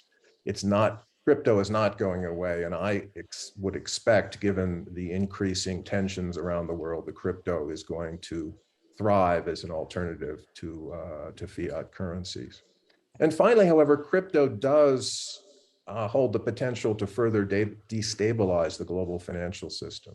If it makes it easier to move money cross borders, it's potentially going to make it easier for capital flight, for folks to run against their own domestic currency, and that could actually exacerbate financial tensions. So let me now see if I can share my screen and show just a few slides. Kelly showed me how to do this yesterday, so this is good. Let me move to the first picture. Well, I had trouble with this yesterday. What I'm trying to show here, and unfortunately it's not showing up for you, is inflation rates around the world. let me see if I can, this worked yesterday to, yeah, there we go. Inflation rates around the world. The blue line is the United States. The gray line is the median. I took these data from the International Monetary Fund, so that's the median inflation rate around the world. And then the orange line at the top is the 90th percentile of inflation rate. So 10% of the countries in the world, about 15 or 20 countries have that inflation rate or higher. And you can see US inflation is typically around or actually recently below the global median. But there's a significant number of countries year in, year out, 15, 20 or more, that have double-digit rates of inflation. And so the inflation encouragement to be skeptical of your home fiat currency is always present, and if anything, seems to be increasing over the last couple of years. There was a survey taken recently of people in different countries. Do you expect crypto to become a reliable source of payments? And these are Western Hemisphere countries, the United States on the left, some Latin American countries, Argentina, Chile, Colombia, Mexico, going across to the right. And the willingness to think about crypto is just much, much higher in these other countries. Some of them, like Argentina, as we know, has been subject to substantial currency tension. So this just backs up the point that there's just more attention to crypto outside the United States. Here's just a list from PricewaterhouseCoopers, a global report on crypto regulation, where it stands around the world. The process, the United States is in the middle column, places where the process of developing a regulatory framework has been initiated. But if you look off at the left, there's an awful lot of countries where crypto regulation is in place. Some of them are small, like Bahrain, Cayman Islands, Bahamas, but some fairly substantial countries and economies, Western Europe, Japan, Singapore, Switzerland, United Arab Emirates. The UAE is very active in trying to develop and attract crypto businesses. I added my home state of Wyoming there on the left column. We do have a friendly regulatory environment to crypto here. There are crypto-based banks that have not yet been accepted by the Fed as member banks, but they have been established under state regulation. But look as well on the upper right of this slide. There are places where crypto is still basically controlled and prohibited. Saudi Arabia, Qatar, China. So in more authoritarian regimes, there are concerns about the ability of crypto to get around or to threaten, say, local capital requirements or local control of the financial system. So there is a tension around the world. It's not that everyone in the world wants crypto, but there certainly are many jurisdictions where the process has already gone much farther than it has here in the United States. Now let's just turn to the sort of stability around the world. This is Moody's data on default rates, left scale, and number of defaults, right scale, of emerging markets, sovereign bond markets. And throughout this century, there's been a steady flow of defaults in these emerging markets economies around the world. And this is, I think, typifies the instability that we face. And if, again, we don't live in one of these countries where sovereign bonds default, or at least I hope we don't. We're going to find out later this year whether there's going to be a sovereign default in the United States. But we certainly know there are many defaults in countries around the world.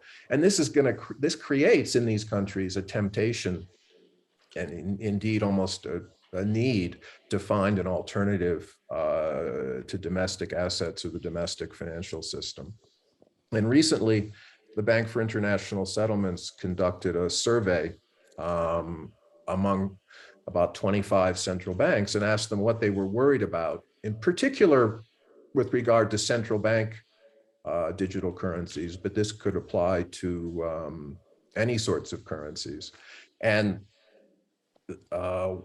what these central banks noted was material worries about from left to right, a risk of a digital dollarization where there'd be a run from the local currency to a digital dollar. Increased volatility of exchange rates as money found it more easy to move in and out of a country. And finally, on the right, tax avoidance. Again, crypto is a way to shield your assets from scrutiny of the local tax authorities. And in these countries, many of whom that have difficulty collecting tax revenues, there certainly is a potential for local residents to use them to avoid taxation. Let me just finish on this thought with drawing the analogy with Silicon Valley Bank. The failure of SVB was exacerbated very much by the fact that many of the depositors had apps and online access to their account, and the run on Silicon Valley took place in hours rather than the days or weeks that it might have taken with people actually having to go to the bank and stand in line. And it's much the same way in terms of the global financial system. It's actually hard if you're sitting in Argentina or Turkey or Egypt to run down to the bank and take your money out and change it to dollars or some other currency. It might not even be legal to do that. But online, digital access to a digital currency, that sort of run from the local currency can happen almost instantly. And we haven't seen it happen yet, but if I were a central banker around the world, I'd be very worried about the potential for a digital run on my currency in a period of crisis. So thanks very much, and I look forward to the discussion and questions. Well, thank you, Paul. So there are a number of interesting issues here. Paul just mentioned a couple, but you had talked about repatriation, which I think is one of the more interesting phenomenon.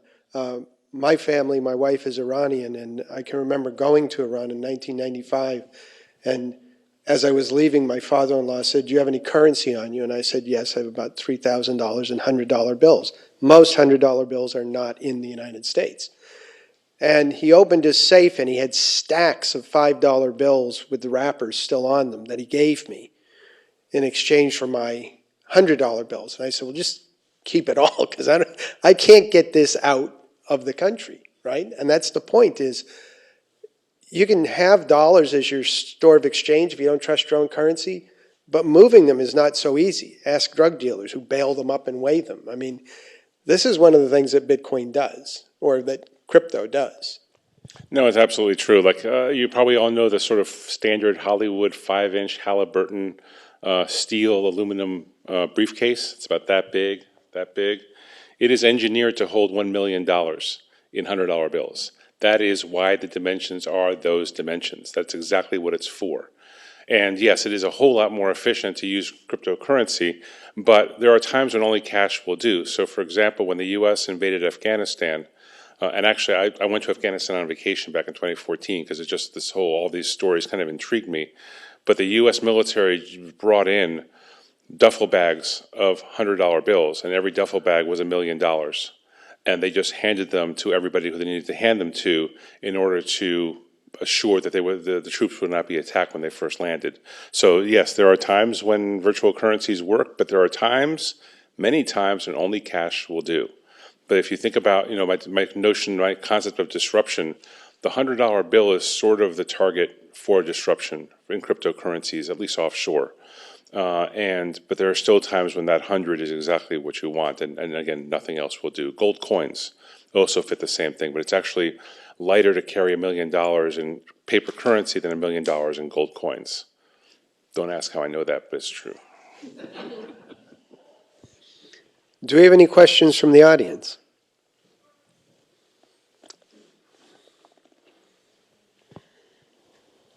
Hi, I just had a question about El Salvador. As I understood that they went to Bitcoin, can you talk a little bit about what happened? I'll start then, perhaps Paul will have a comment. So yes, you're right. They unfortunately went to Bitcoin at the top, and that's what happens. That is, again, it's so important to separate the price of these assets from their long-term viability and importance. So yeah, it was kind of stupid to go into Bitcoin at 60 grand. And the chart kind of told you that. I wish Katie were still here because I think she had a great call on this asset back in the day. But it doesn't change sort of the reality over time. And there's actually been papers done that show that remittances through Bitcoin and through crypto wallets are up dramatically in the U.S. down to Latin America. And as long as you move the money quickly enough, it's not super important what the price of the asset actually is. But yes, El Salvador got a pretty bum rap for kind of making a really lousy market timing call. And I think any economy now or any country thinking about crypto adoption, Bitcoin adoption, is going to look at that as somewhat a cautionary case study. But the decision by El Salvador to make, I think they made Bitcoin legal tender, which is a significant move. It's worth thinking that even though the dollar dominates the global financial system, folks outside the United States don't actually like that. I mean, it is not good to have your portfolio or your financial system dependent on another country. And I think what El Salvador was expressing was a bit of a declaration of independence from the US dollar. And that would be something to watch. Yes, it hasn't gone very well in the practical terms, and so it's certainly been a caution to other countries. But the temptation to try to go to something which is basically stateless, like Bitcoin, as a backup or auxiliary money in your country is an important temptation. So my question is on remittances and its function in that way. In that you have a separate sort of system of crypto and then you have the fiat system, and it's very expensive to go back and forth. So how does that get solved? Because say if I remit, my family's in Mexico and I send them Bitcoin, that doesn't have any function yet. Like you can't buy goods and services with Bitcoin. So how do they avoid the fees? And isn't it just cheaper to just use Western Union at that point? It depends on the country. So if you go through Western Union, it's got a little bit of an app, online. It tells you how much it costs to move into individual currencies. And you're right. I was looking last night. Mexico's $8 for $100. So 8%. That's pretty expensive. I would say, and this is one reason Jessica's chart on USD coin is so important, is you don't use Bitcoin. You use USD coin or Tether. You use a dollar proxy. That's the smart way to do it back and forth. And I think there is some proof that is beginning to happen more and more. But if I were in my parents' shoes 60 years ago, I would have bought USD coin. But what I'm asking is, once you have the stable coin, you still can't do anything with it. So what do you do? And why is that? Well, because you can't purchase goods and services really with it. You need. But all you got to do is link it to a bank account.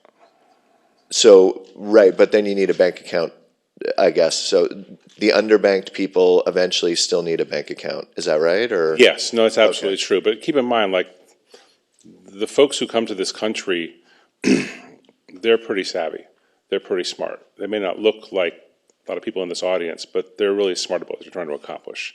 And the people back home are equally smart who they're supporting. So I would say like that remittance channel is a fairly educated audience at both ends of the spectrum. Thanks. I mean, if I'm moving dollars into pesos or some other currency, there has to be a bridge, right? You can't transfer dollars directly to pesos. So the central bank, the crypto is just the same intermediate step as the currency conversion would be. And as this ecosystem becomes more active, the cost in, say, Mexico or the Philippines of transforming Bitcoin into your local currency, that's going to fall. And I think the all-in cost is lower, certainly should be lower. And it happens instantly rather than dependent on other factors. And really, the big flow is not workers' remittances. The big flow is moving large quantities of capital, where the fact that the crypto transfer happens instantly and is not subject to worries about a bank or financial system is a much more powerful incentive.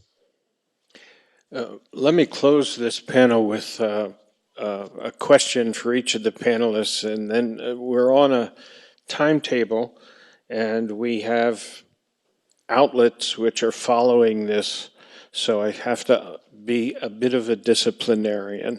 Please forgive me. But for Paul, first of all, Paul, I'm glad to see Wyoming is in the regulatory environment on cryptocurrency. I've always thought of Wyoming as another country where the language is similar and the money is the same. And now we have to think of that differently. Question for you. At a time in your life, you once dealt with a global asset allocation issue for one of the largest sovereign wealth funds in the world. If you had to do that today, instead of when you were working there, what would you do with the allocation share to cryptocurrencies? The important point to understand there, David, is if you don't own crypto as a global investor, you are short crypto, because crypto promises potential disruption to large parts of your portfolio, insurance companies, banks, other financial firms. So owning a little bit of crypto, 0.5%, 1%, diversified, is a way to close that underweight or close that short and protect you against potential disruption of your classic assets. Again, not investment advice, but that's what I would do. Oh, okay. Well, no, that's good. That's helpful. Jessica, do you see searches for Tor, dark web, Monero, the second generation, the knockoffs of what we've been talking about? Have you looked at any of that? And maybe I just planted a seed for you to do so. I want to tell you, I read the daily newsletter from DataTrek that comes from Jessica and Nick every day, and it is packed with wonderful information every single day. So, question, Monero searches. Yeah, we'll probably do more research on that. You absolutely can track that search as well as others. They just probably don't have as much. If you try to compare it to, say, the larger cryptocurrencies like Ethereum or Bitcoin, it just won't. It just won't have as high of volumes. But yeah, you can certainly track that for any country in the world and U.S. state. And lastly, Nick, you and I have spoken more than once about the evolution of payment systems and the accelerated sophistication of the bad guys. Now, bad guys is a point of view. We have a point of view. We can name bad guys. They have a point of view. We would be among the bad guys. With the exception of Wyoming, Paul, no one knows where to put Wyoming. Where do you see the bad guys going? Well, I mean, I always think about it this way. The bad guys are also an underserved market. And they have the additional advantage of being a very mission critical, very demanding consumer. So, criminals have a lot more sophisticated need for currency than most of us do, because not only do they have to find it, they got to wash it and they've got to get it out the system and into legitimate currency. It pays to remember, Bitcoin's about $1 trillion asset. There's about $2 trillion in $100 bills in the world. 80%, as mentioned, circulate offshore. The vast majority are tax avoidance and criminal activity and a whole bunch of other very nasty things. So for whatever reason, the $100 bill has proven the best technology for bad guys. And there's been a lot of conversation about that over many years. Larry Summers is very critical of that.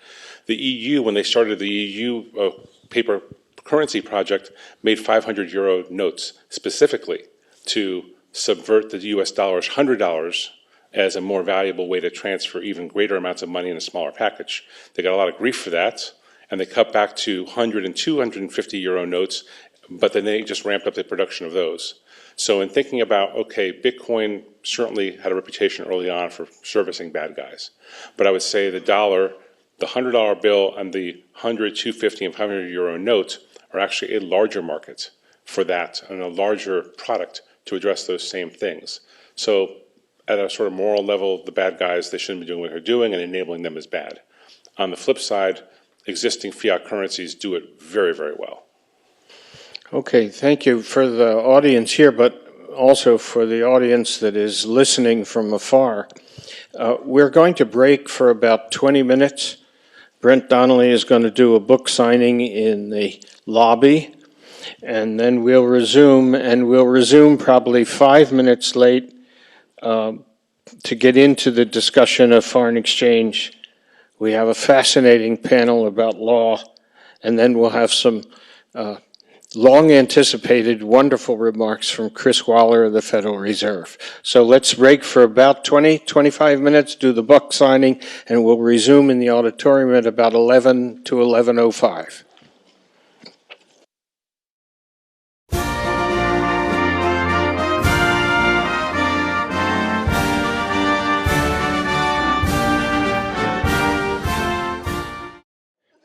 All right, we're going to begin with a discussion. Now, just so I get my facts right, since I have to introduce you, to introduce Brent Donnelly, I have to tell you a story. There's an annual gathering in Maine, and a number of people in this room participate. And among the things that happens at that gathering is a poker game. There are a couple of people here who are starting to smile. One of them has taken so much money from me that he's got a $90 billion company now. And Brent Donnelly says, "Can I bring my son?" I said, "Sure." And his son, at the time, was 12. Was it that long ago? Right? And his son practiced and read and studied poker before coming to this fishing camp week. So the end result is by the end of the night, he managed to win a few $100s away from all the old fossils that were smiling but punished us. Brett is a personality many would know. His expertise is in foreign exchange. He's a writer of several books and a significant personality. So I asked if he would talk to us a little bit about foreign exchange, foreign currencies in the theme of this digital currency world, what happened since the Russian invasion. So Brent, why don't you take the microphone, please? Thanks, and yes, that was definitely a flashbulb memory for my son. He still talks about it. It was about 10 p.m. and I said, "Listen, Adam, we got to go to bed." And as we walked out, everyone gave him a round of applause. So that was pretty cool. Thank you. So this is not the right presentation. I can fly through it, but I wouldn't know what. Oh no, I could do this one. So this is going to be a relatively short presentation. There's just really two things that I wanted to talk about. The one is looking at what happened when the war started, because I think it's interesting to understand what happened in the currency world when the war started, when the invasion started. And then the second thing I want to talk about is something that's been a really big theme lately, which is de-dollarization. And I think in the investment world and like in the Twitter world and really just everywhere, it's a really fun thing to talk about and it gets a lot of clicks. And so the media talks about it way more than I think they should because I just don't think that it's very relevant. It's a true story, but it's happening so slowly that I think people massively overweight the importance of it. So the first thing, that's just me. Those are my books. I've been trading FX for an incomprehensibly long period. I think I started in 1995, so before the euro. So the initial reaction when the war started was a massive terms of trade shock for Europe and for Japan. And so energy importers pretty much didn't know what they were going to do. And a lot of that was an interesting time because if you think about where the U.S. was, say, in 2006, it would have been a terms of trade shock for the U.S. as well. But now the U.S. is close to net exporter, depending on the month or the month or the day of the year. So U.S. energy independence. Whoops, I didn't do that. U.S. energy independence helped a lot with the response to the war, because really there was no terms of trade shock at all for the U.S. So that thing on the left is natural gas in Europe. I mean, if you looked at anything, electricity prices, pretty much any kind of energy related item in Europe or the UK, that's what it looked like. And it turned into a really big panic that also had a speculative side to it. So these are a lot of these futures, like that's European natural gas futures.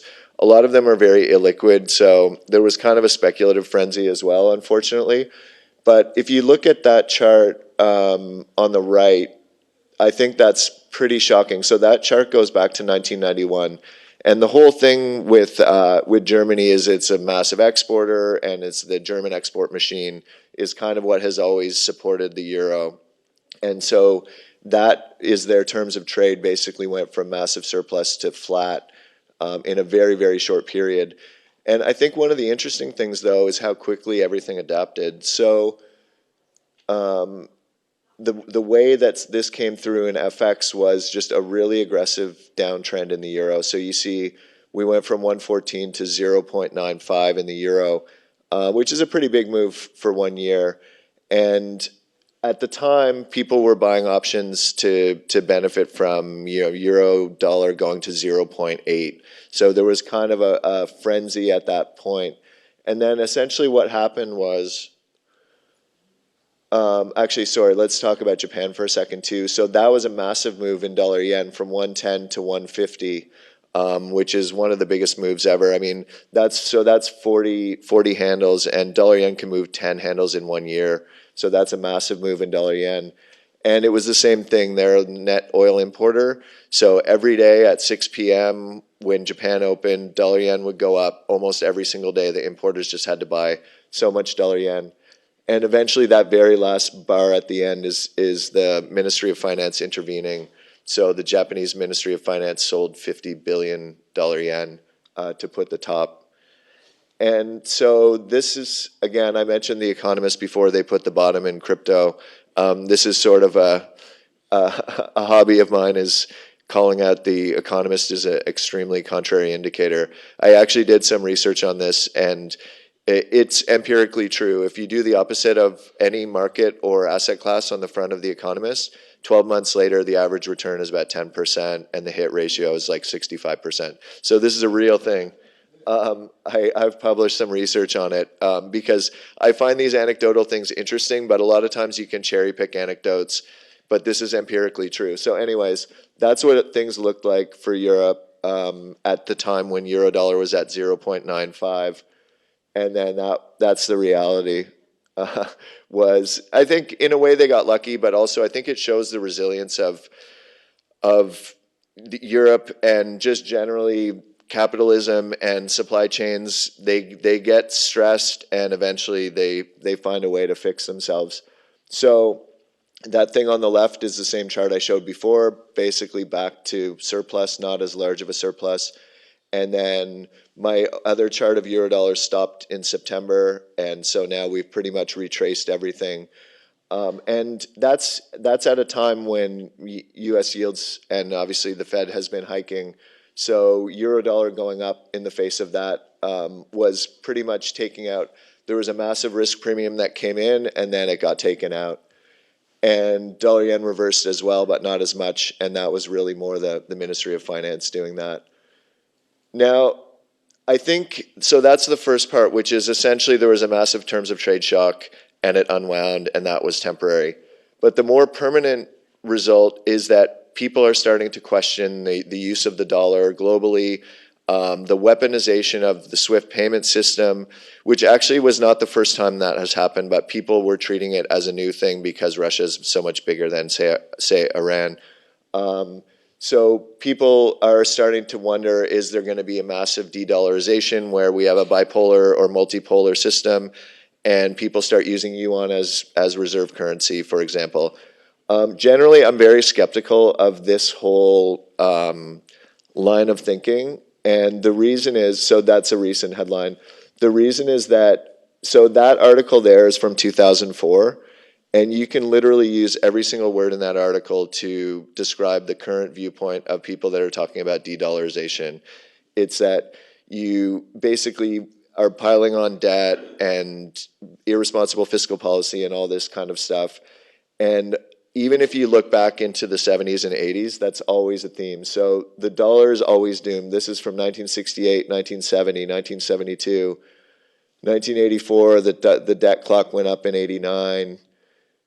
95, how low, the falling dollar, the disappearing dollar. This is just a thing that the media absolutely loves to ride because it's popular, it gets clicks, it's scary, the debt is going to blow up the world.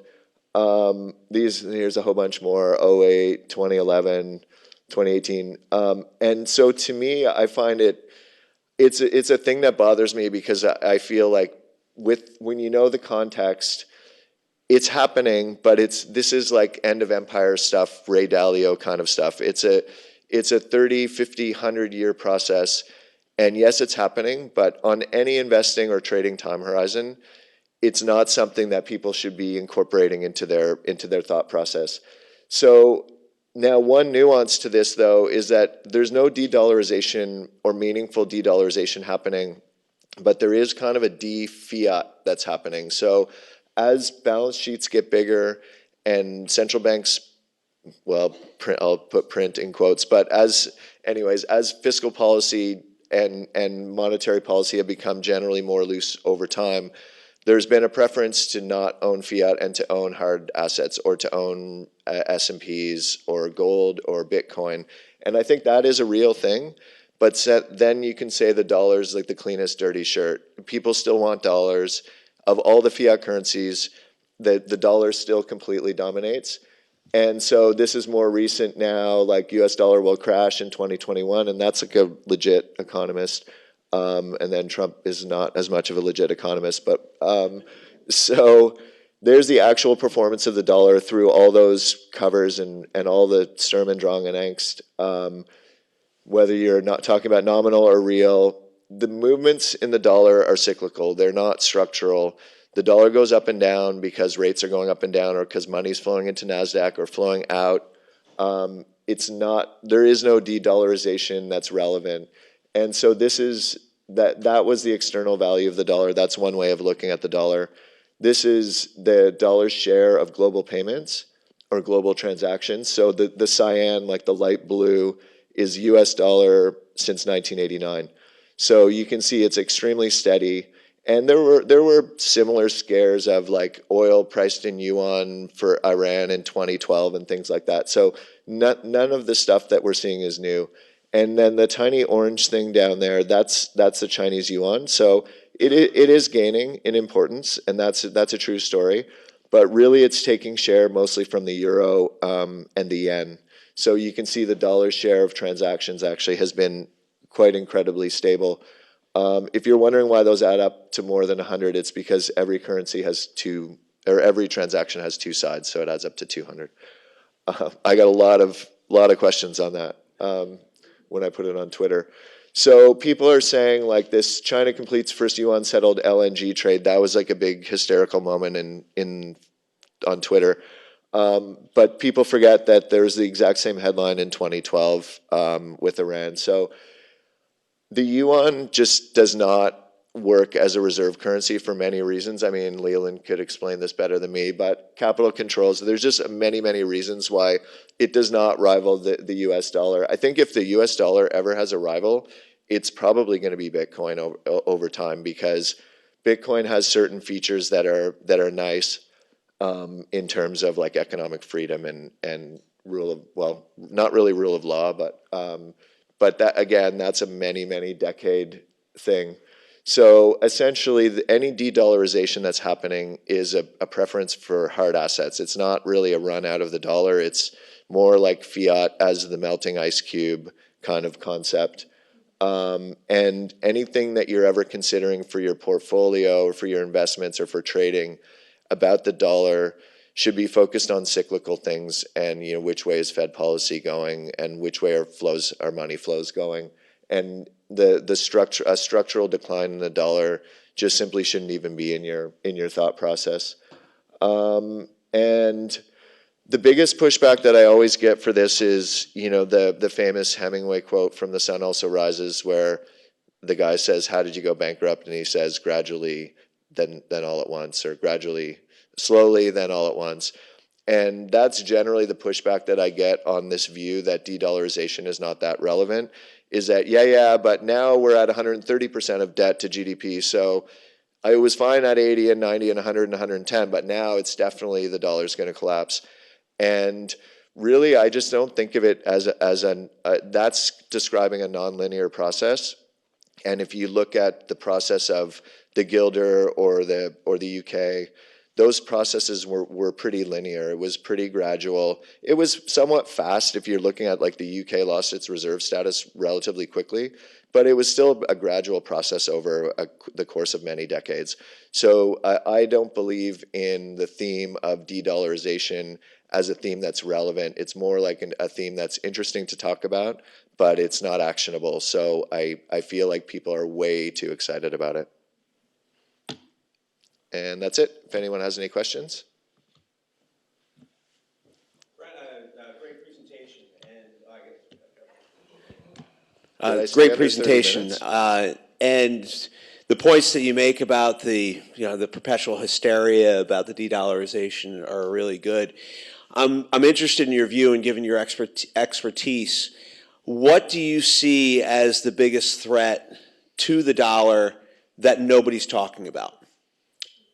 To the external value of the dollar, Yes. or as a payment? Either. What do you see as the biggest downside risk that's not on the radar screen of the media or the experts for that matter? Well, I think the cyclical risk is that so much money has come into U.S. assets. If you look at, like, the Norges Bank buying Apple stock in that you could get a multi-year period similar to at the end of the tech bubble, the first tech bubble, where from 2002 to 2008, basically, the dollar was in a sustained downtrend because all the money had flowed into the NASDAQ, and the dollar was screaming in 2000, 2001, and it took a long time for that to unwind.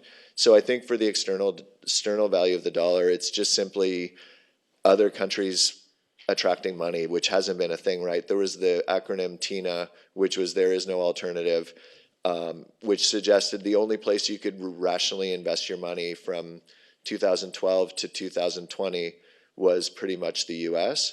And that was a lot of money that came in, especially into mega caps.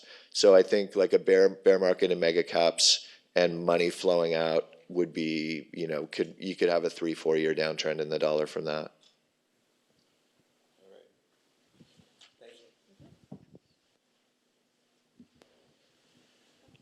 Two questions like an analyst that are not related, but the first one is, I think you said that if there was de-dollarization, it would be bullish for the U.S. dollar. Did you? And what would the logic be? Did you say that? No. Okay.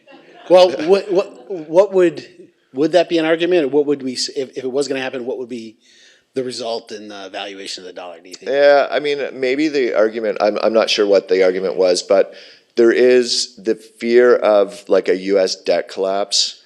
In 2011, for example, when the S&P downgraded the U.S., the dollar actually went up because counterintuitively there was a flight to safety trade. So people were scared. They actually, ironically, bought U.S. dollars and bought U.S. bonds. So I think maybe that would be one argument, is that if there's like some kind of disorderly debt ceiling drama, where there's a technical default or something like that, the initial reaction would be the dollar would go up, but then that would obviously threaten the long-term legitimacy of dollar reserves and things like that. So that's the only scenario I can see is a technical default leading to a massive dollar rally, but then obviously bigger picture, that's not good. Second question, unrelated, but certainly in your wheelhouse, is changes in Japan with the new. Do you think we'll see any sort of change with yield curve control, and how would that play out? Any thoughts there? I do. It's pretty stunning, actually, if you look at wages in Japan. So they have the spring wage negotiation, and Some of the firms were shooting for above 5%, like some of the big firms like Uniqlo and Honda were giving raises of 6-7%. And if you think about where Japan was even in 2013, wage growth has been abysmal there.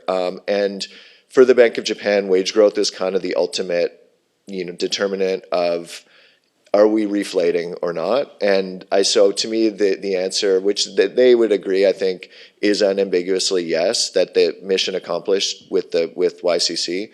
But then the question is, how do you get out of it without triggering a run on JGBs? And so their answer to that has been to be very tricky. So I think they'll be unwinding it and maybe even eventually raise rates back to zero over the course of the next, not that long, 12 months, 12 to 18 months. But they're going to do it in a way where no one really expects it. And so what they've been doing is constantly saying more monetary easing is required, more monetary easing. And then in December, they raised the cap, which is less monetary easing. So I think they're strategically using their communication to try to keep people offside so that so there's no run on, because everyone wants to always be short JGBs. It's like the dream trade. So they're scared of attracting that. And so I think they'll unwind YCC and eventually raise rates in a way that will be very difficult for people to make money. That's what I was thinking. Thanks.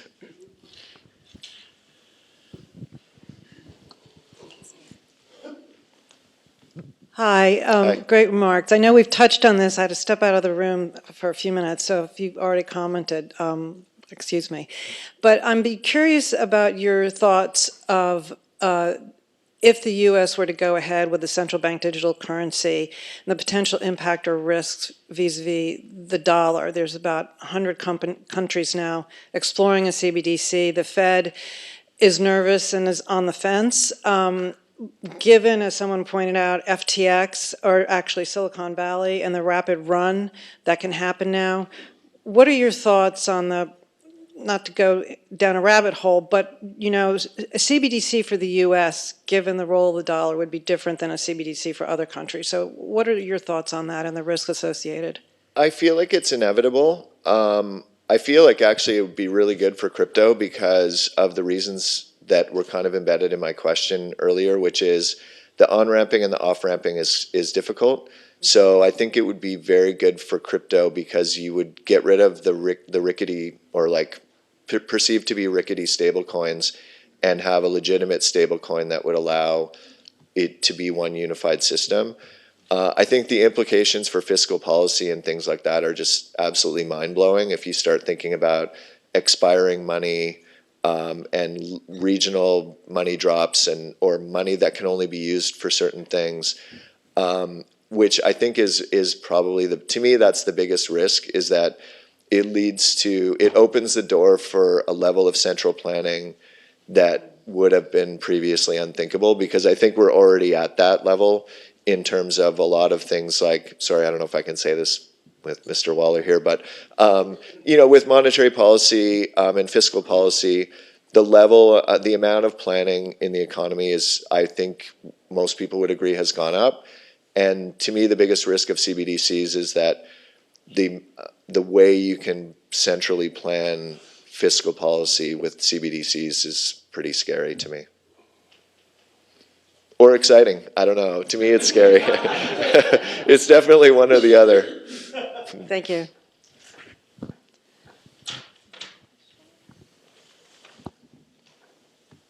Oops. Sure.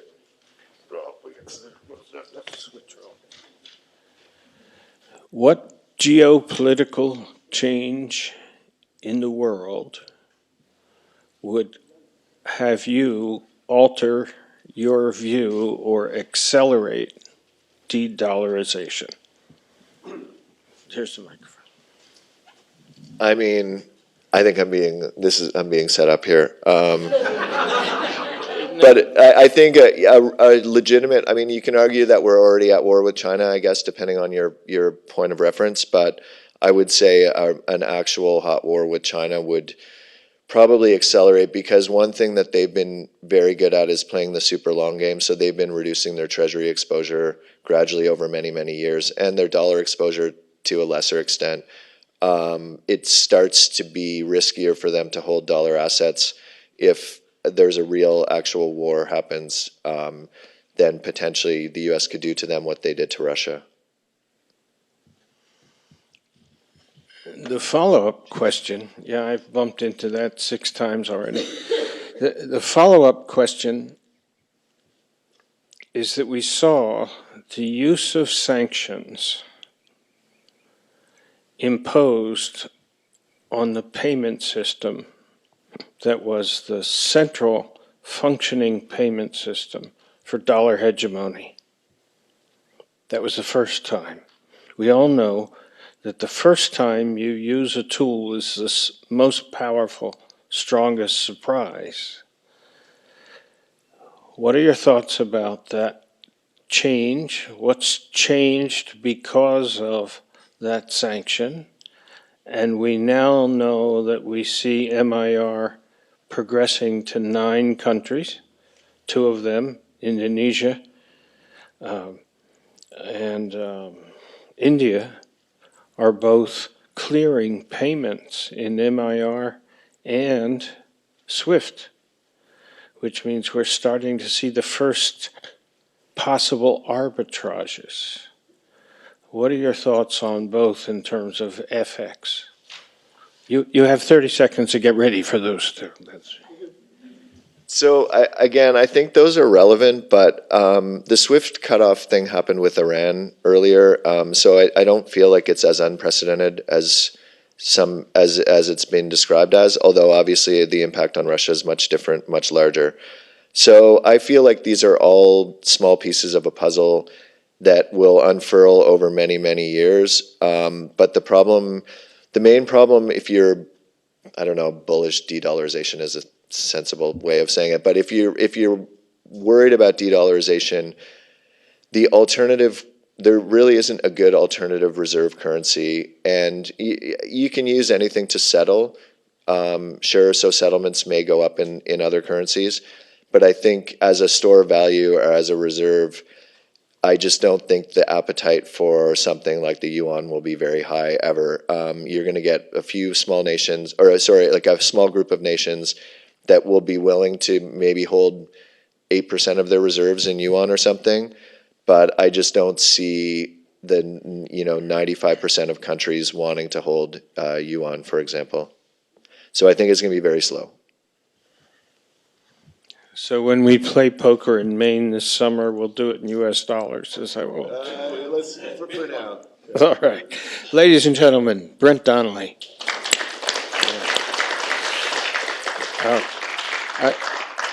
I now know that the book is for sale. It's $54.70. It's this thick. I've read it because I got one early.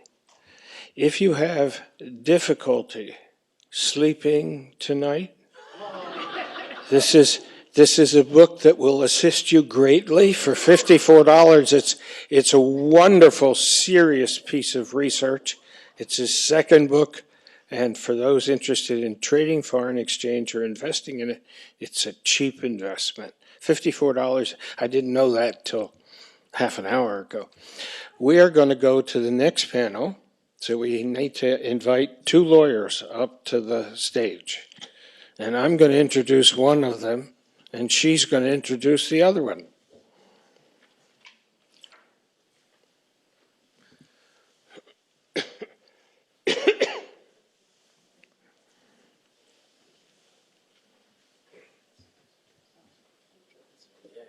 Any way that gets your, don't bump the piano though. I want to make sure I get the microphone that works. Got it? Okay. Talk right into the mic, Janie, when the time comes. I will. So this is a real pleasure for me. Janie LaVecchia and I have known each other for approximately 40 years. Yeah. And she's only 39, just like Jack Benny. So we first met when we were both involved in the Kane administration in the government of New Jersey, and that was a wonderful, wonderful time. She's going to moderate a panel, and I'll let Janie introduce her colleague. But I want to say a word or two about her for those who either didn't read the bio or didn't dig deeply enough. Before her retirement recently, she was the longest serving woman on the New Jersey Supreme Court. As an Associate Justice of the Supreme Court, she wrote over 300 opinions. Am I right? That's correct. And is now with a prominent global law firm where people with her credentials are in short supply among law firms throughout the world and in great demand. So McCarter is a great spot for you, and very happy to have you with them. And she's been there. How long have you been at McCarter now? Just about a year now. About a year and a half. And this week, she won, or the firm won. Helped to win. Yeah, you're going to correct me because I'm going to get it wrong. On a 9-0 vote, her first case in front of the United States Supreme Court. So congratulations to you and McCarter and your victory. Thank you, David. And the end result and conclusion of this data is if you need to try a case in front of the United States Supreme Court, there's a woman with 20 plus years on a Supreme Court who might be available to help you. So Janie, let me turn this over to you for the session. Thank you for that wonderful introduction, David, my dear friend. And thank you all for having us here. Dr. Holbrook, David, General Gray, thank you for putting together this program and allowing the minority of us lawyers to join you this morning. I'd like to introduce my partner, Dave Adler. David is a 30-plus year practitioner in the field of bankruptcy. And importantly, because we're going to be talking to you about what has been going on in the bankruptcy realm and some really novel issues that are coming in the field of bankruptcy as a result of failures in the crypto world, David is wonderfully suited to help explain that activity. Let me tell you why. He's seeing it on the ground level. Dave has been involved, is involved right now. He's conflict counsel, which means he's the backup counsel to the other attorney involved in representing the creditors committee in the BlockFi bankruptcy that's going on. In the FTX bankruptcy, he was hired by one of the creditors appointed to the creditor committee to assist that creditor with the selection of the professionals that are involved in that unfolding bankruptcy. And at present, he is representing the ad hoc group of borrowers in the Celsius bankruptcy. This is a group of borrowers who borrowed cryptocurrency and now are trying to deal with the complications of their loan setting in the bankruptcy field. Why do I say it that way? Because bankruptcy law is old, as we all know. It's 70, 80 years old, and its structure is, it never contemplated this brand new creature that we are dealing with that has arrived on the scene in the last decade or so. So we are dealing with old structure, new issues, novel settings that are requiring the development of some new law. So Dave, I'm going to turn it over to you, and I'm going to do what judges tend to do best. This is David's field of expertise. Judges learn that we do our job best by asking questions of the people who know the field the best, which are typically the lawyers. So you'll hear me asking questions, and please, if there are questions from the audience, raise your hand, and we'll have also a question and answer at the end of this program. Thank you. I hope my microphone is working. It sounds like it is. First, I want to thank David for putting this program together. I want to thank Justice Lavecchia, for inviting me. It's a privilege and honor to be here today. Like Justice Lavecchia said, I am in the weeds on these bankruptcy cases, and I feel in some ways that the first sessions that we listened to were focused on a much more macro level of crypto. What I deal with a lot is micro level issues, but those micro level issues can and may very well have an impact on the macro issues, for the issues that are coming up right now in the bankruptcy courts as they make their way through these cases. Really, I want to start, and I mean, I put this slide up. Hopefully this clicker works. I'm hitting it. Okay. The first slide I put up is major types of cryptocurrencies. And, you know, obviously this may be too simplified in some ways, but what we've seen in the last year or so, and it really started getting triggered by the Terra Luna collapse, which was a stable coin, or partially a stable coin.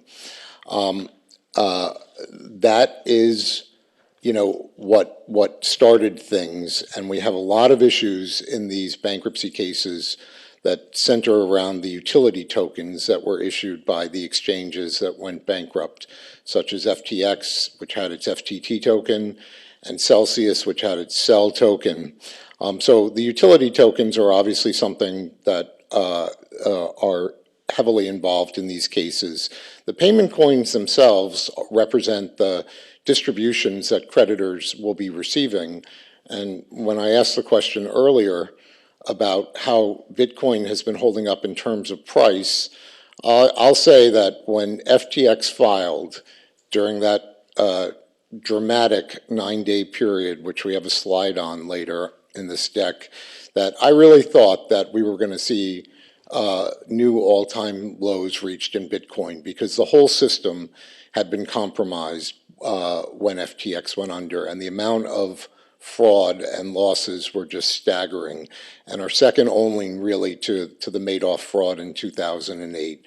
But, you know, FTX held up. Oh, I'm sorry, Bitcoin held up to, you know, and traded as low, I think, as 15.6 or something like that.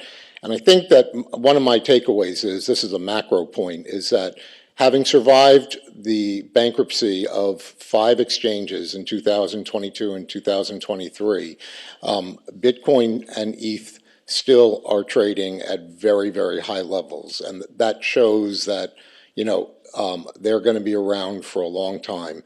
The issue really that we have in these cases is, when you own a crypto, where do you put it? You either have to hold it in cold storage, or you have to put it somewhere. And if you put it on an exchange, what do you do to protect yourself in case the exchange is doing something that is fraudulent or is otherwise, you know, using your crypto that impairs your ability to get it back? So the purpose of this first slide was just to point out, you know, the payment coins, the stable coins, and the utility coins, and how they focus in on what's going on in the bankruptcy cases. I'll hit the next slide. Okay, this is just sort of a recap. We're going to go down memory lane here for 2022. And we're going to start off in May of last year, when Terra Luna collapsed. And if you all remember, Terra Luna was an algorithmic stable coin that was pegged to the dollar, and it lost its peg, and in a matter of a week, what happened is the stable coin basically completely collapsed in value. And after that happened, 3AC, which was heavily involved in Terra Luna, collapsed. And this is all part of the domino effect. When these events took place, after 3 Hours Capital imploded, there was basically the equivalent of a run on a bank. And so the crypto holders sort of sensed which exchanges had the greatest exposure risk to these events. And so there was a run on the bank that then took place in June, July. It actually started in May on Celsius and Voyager, and that's what led to their bankruptcy, in early July of 2022. The crypto winter started in summer. Right. But it continued. Right, it continued. Now, I became involved representing, at that point in late July of 2022, the borrowers of Celsius. And the borrowers of Celsius really are the people who took their crypto, put it up on the platform, and basically got a loan against it. So, I have clients, one client in particular has 800 Bitcoin, and he posted it on the exchange and he got like a $10 million loan. And, when this bankruptcy started, I actually did not know very much about crypto, but, and I was hearing, all the different types of creditors that were out there. And then I learned about this group of borrowers. And I said on one Twitter space that something to the effect of that, I haven't heard much from the borrowers, but it's a very interesting situation because you have a structure that's been set up essentially that looks like a consumer loan. And how are they going to be treated in the bankruptcy? And next thing I know, I'm basically representing an ad hoc group of borrowers, and collectively they hold about $200 million of crypto on the platform. And the entire borrowing program was probably about 800 million or so. And so that's the way I first became involved in crypto, in a crypto bankruptcy case. And I'll switch to the next slide. And this really is the second half of 2022, the FTX saga. And I put this here because it had so many ramifications. People today were talking about FTX as sort of a watershed moment. Sitting there watching it in November, it was like a soap opera what was going on. And, all of this was being done by Twitter. It was really something to watch. The Binance making the statements that they're going to sell their position on FTT, SBF coming back and saying a competitor is trying to take us down. There's a run on FTT at that point where FTT is being sold. And, I learned from my colleagues that the break point for FTT was $22. And when it broke through $22, all hell would break loose. And that happened in a matter of days. And at that point, FTX paused their withdrawals. We had the next day where Binance came in and said that they were interested in purchasing FTX, and then they immediately backed out the following day. And then the FTT token, which is a utility token of FTX, just completely collapsed down to $1, $2 within a day. So we had a period of a week where the FTT token went from something like $40 or $50 down to $2. And obviously that had huge ramifications throughout the industry. FTX, was seized. FTX.com was seized in the Bahamas on that, I guess it was on the Thursday. And on the Friday, they filed for bankruptcy. What's not in this chart is the craziness that happened on that Friday night where hackers broke into FTX and managed to steal something like $300 or $400 million of ETH through some back door. But we were literally living through a soap opera as those events unfolded. And as someone who is pretty active on Twitter, it was like nothing I had ever seen in any bankruptcy case. And so FTX collapsed on that November 11th, and that obviously had additional ripple effects that played out over the next couple of weeks and months. We saw BlockFi file on November 29th, and they filed solely because of exposure to FTX. That was one of their primary customers. We saw Genesis go under, who also had significant exposure to FTX. And I would say that the banking issues that we saw in March were also related essentially to a delayed FTX fallout with. So David, let's get to the unique bankruptcy issues that all of those actions now have revealed themselves in the various bankruptcy matters, which is, I think, Thank your you, next Justice, slide. for making me move on. That brings us to our next slide. And what I've tried to do here This is so interesting, Right. and not just to lawyers. Let me add that. Right. We are a unique group. So as a bankruptcy practitioner, what you see is a lot of differences in a crypto exchange bankruptcy.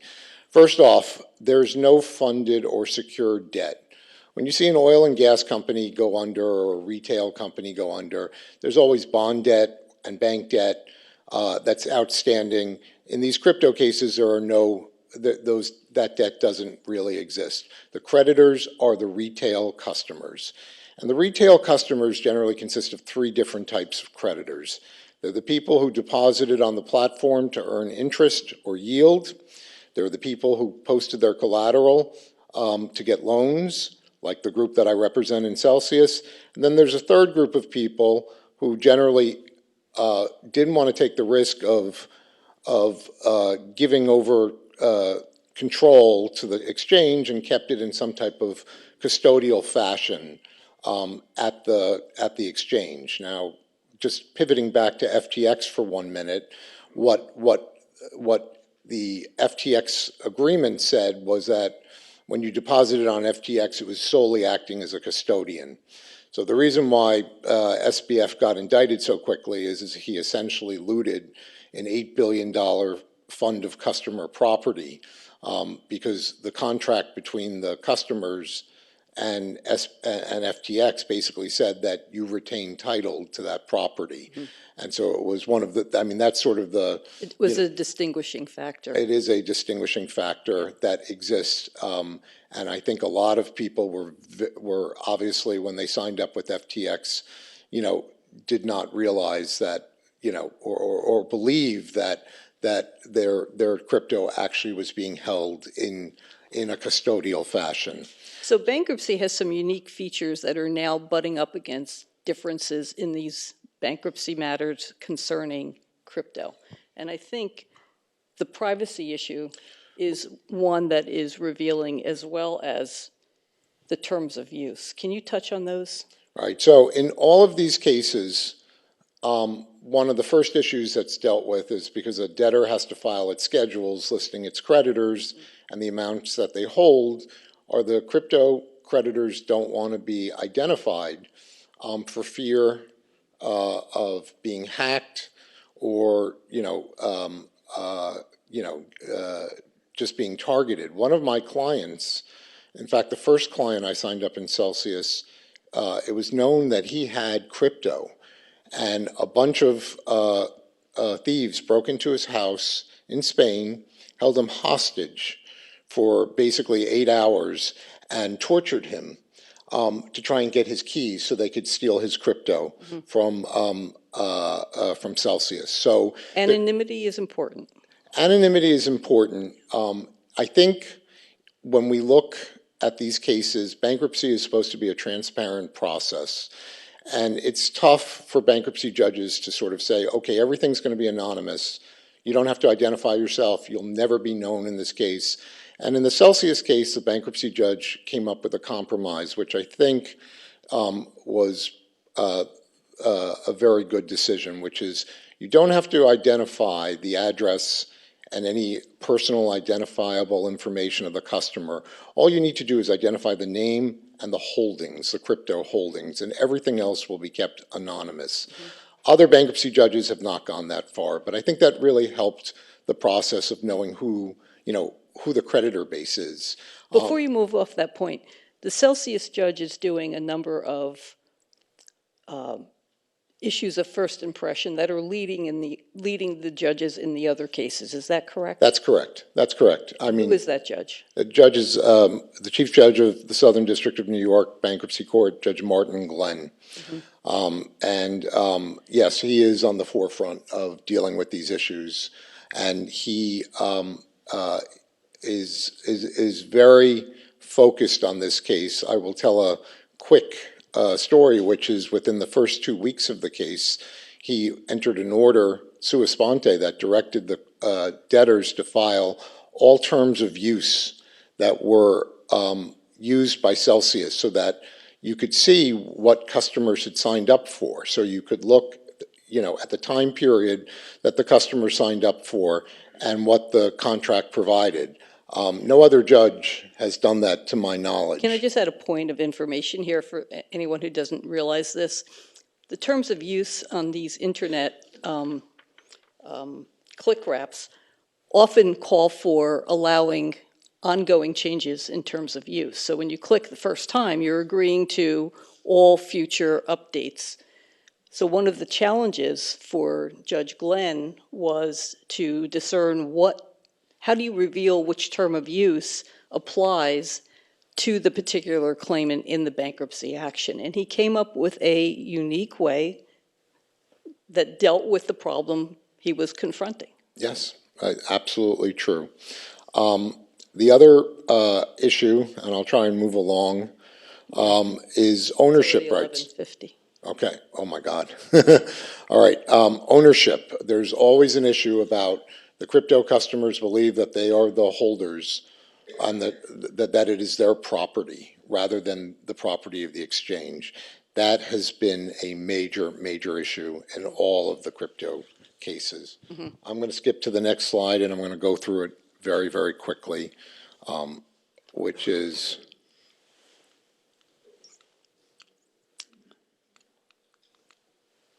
not good one. Okay, retail. We'll skip through that one. The point was that this is a case where retail customers have expressed their frustration by deluging the bankruptcy court with letters. And in the first month of Celsius, there were something like 250 letters filed by individual creditors, which was an enormous amount. And the bankruptcy court docketed all those letters. And it just reflects the frustration of the creditor body who are used to or expected to see something like we would see in a bank or a brokerage case where SIPC or the FDIC would step in and immediately provide a cash advance. These creditors don't get that benefit and have to wait in line for the Chapter 11 process to play out. I think we need to go back one slide, David. Right. Celsius Celsius identified themselves a series of unique issues that they recognize are coming up in the bankruptcy of this setting that have not come up in bankruptcy issues before. So, not to steal your thunder, but... No, I mean, this was posted on the first day of key legal questions in the case, and I think that from a bankruptcy standpoint, I mean, some of these issues, all these issues are really cutting edge because, again, you're trying to take a new type of property and fit it within the existing bankruptcy laws. And, some of the issues that come up are, if a creditor has half a Bitcoin on the platform, is that creditor entitled to the dollar value as of the date of filing? Or is it entitled to, a percentage, whatever that percentage of distribution is, based in kind on the crypto? So these are issues that bankruptcy courts generally have not dealt with before. There's another one that's particularly important in the case, which is, can the debtor go after people who withdrew from the platform within 90 days under the theory that it's a preference under the bankruptcy law? And both of these issues haven't been resolved yet, but they're pending. So if you had Bitcoin and you moved it from Celsius to another setting, you could be at risk of having violated the 90-day preference issue. Correct. And just to add to that point, there are people... And face clawback. That's true, where you'd have to give it back. And I've spoken to some people who moved their crypto from Celsius on over to Voyager, then on over to FTX. So they're potentially facing 3 preference claims for the same crypto that was moved from platform to platform, which is an issue that obviously the customer base is very focused in on. It's Move to the more next than slide. an issue, it's a nightmare. Now, this is sort of where the bankruptcy world meets the non-bankruptcy world. And we say here that the rulings on these legal issues can have far-reaching implications in the crypto world. And the first one is, what is crypto? What type of property is it? Is it a general intangible? That's what the IRS says. Is it currency? Some people would argue that Bitcoin is currency because it's adopted legal tender in El Salvador, which is the definition of currency under the Uniform Commercial Code. Is it a security? Obviously, ETH and other proof-of-stake crypto would be, or at least based on statements that have been made, would be considered a security by the SEC. The CFTC has said basically that Bitcoin is a commodity. So we have all these issues that are going to be addressed within the bankruptcy court and probably will be appealed to district courts and to the circuit court. So we may be getting rulings on these issues from the bankruptcy context that have far-reaching implications for people who are not, involved in these crypto exchanges. Same thing with securities laws. In Voyager, the SEC has been very vocal that the plan that Voyager proposed, this is great, may violate securities law. So the SEC isn't willing to actually say that the plan does violate securities law. Their objection was it may violate securities law, and those issues are being litigated as we speak. Tax issues. This is very, very important to a lot of people who have low basis in crypto, which is what actions trigger a disposition of crypto for tax purposes. And these are issues right now that we are dealing with in Celsius. So what are the possibilities for triggering the tax? For my group, what we're very focused in on is from the lending side, that if you're a Bitcoin holder and you're extending your loan under the plan with a new party, that the collateral that you posted, let's say you posted 100 Bitcoin, that your collateral remain the same, and at no point in time are you exposed to any other type of collateral, because that may very well be viewed as a potential disposition event if you were sort of subject to price fluctuations, or your collateral somehow consisted of a mix of Bitcoin and ETH, or Bitcoin and stablecoin. So we have taken the position consistently that, if the borrowers extend their loans, that they can't be subjected to risk other than the risk that they put up originally with respect to their original collateral.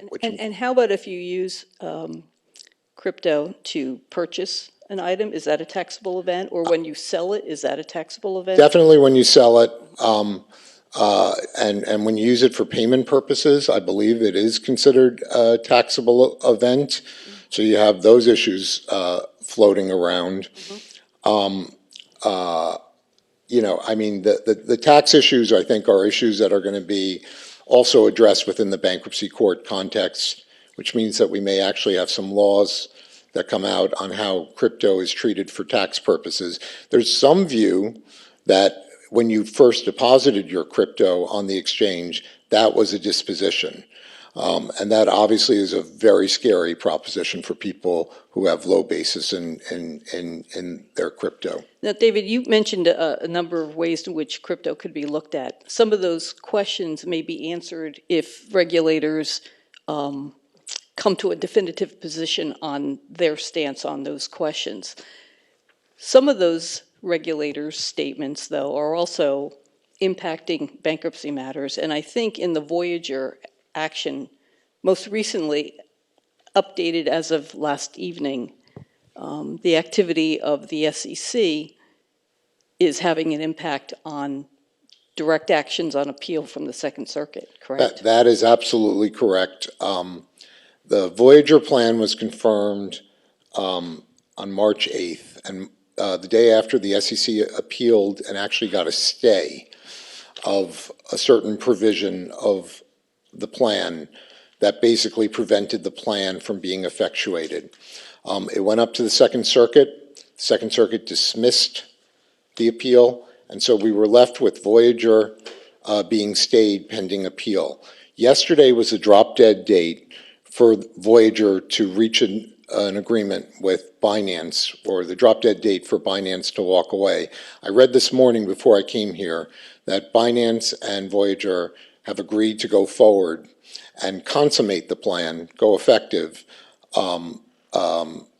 despite this one issue that is pending on appeal. So this Voyager looks like it's going to be the first case. It was the first one filed, but it looks like it will be the first case to actually emerge from the bankruptcy process. But there will be appeals on some of these issues. And interestingly, in this appeal, the only party appealing is the government. This is the SEC. Yeah. It's the SEC. Yeah. The last slide that we have here are basically the theme that I've been saying, which is regulators are likely to continue to be very active participants in these cases. And I have here a list of all the various statements going up to April 18th, which was 2 days ago, when the SEC chair was asked a direct question of whether ETH is a security or not. Prior statements have clearly made it, or I've interpreted them as if you're proof of stake, you're a security. But the chair refused to answer that question and simply tried to describe what actions or how it would need to be structured to be considered a security. And we have the slide up here. We'll put it on the site so that everyone can see it, because there are some good hyperlinks here and things like that. And I guess on that note, David, we turn it back to you. Well, before we thank you for this presentation, which is being observed by many folks, I've watched the media count climb. One question. We're about to hear from Governor Waller and the Federal Reserve. The Federal Reserve, in the course of continuing discussion for decades, worries about moral hazard. And moral hazard is a strange word because we might think of it in non-economic terms. We had clamoring for the FDIC to insure crypto losses above $250,000 in FTX.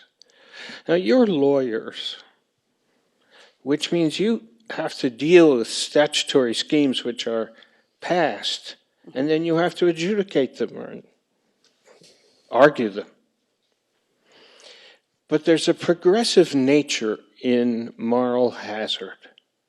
If you, as a judge, as a lawyer, were to issue a warning about moral hazard in this space, can you and would you give counsel to listeners? I, for one, wrote a piece that it's absurd for somebody who invested money and lost it in a crypto scheme to assert that the Federal Deposit Insurance Corporation should intervene and make them whole on losses. So, and there were a few people who impolitely disagreed with me. Can you imagine?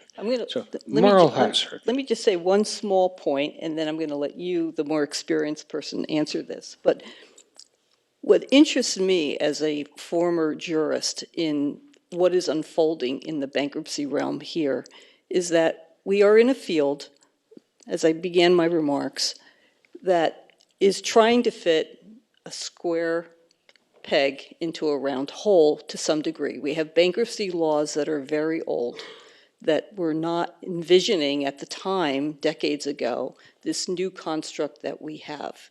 So we have an area that is not a quite great fit for bankruptcy, yet because there is so or little or maybe none, depending on your viewpoint, regulation in this field, there's no insurance, we are left with that statutory scheme to structure some cleanup in the messes that are out there. Can it adequately perform that function? We will see. I think the courts are going to struggle with that, David. I can't predict anything more than that, but I can tell you that in areas of statutory construction and application, courts have the least amount of room to work.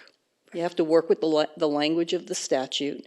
It is the one area, though, where the political spheres, the executive and legislative branches of government, have the greatest amount of correctability because they can change and amend and modify the statutes to handle the problems that the current law might not be able to be flexible enough to address.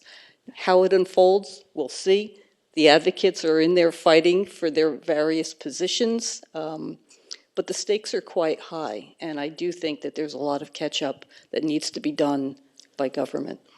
And Final word, David. I would just say, going to that point, that when we saw Silicon Valley Bank fail on that weekend in March, that we saw the USDC drop. It lost its peg and it went down to 91 cents on the Saturday. And that to me signaled if USDC or USDT failed, that was going to cause a ripple effect of real contagion around the world. And by Sunday night, we had the FDIC saying, we will cover all deposits, regardless of whether they're above 500 or not. The real answer that I see is that there needs to be a structure in place, like what was set up in the 1960s in the broker-dealer industry, where SIPC was created and funded by the exchanges themselves, by the broker-dealers, to set up a fund to basically cover, losses that would be incurred within the crypto world. And you could set up a system of insurance that is paid for by the exchanges themselves and get rid of this sort of moral hazard, and that in and of itself would probably promote some level of self-governance. Well, this has been a marvelous discussion. Let's thank the panel. We'll invite up Governor Waller and Joni. Thank you.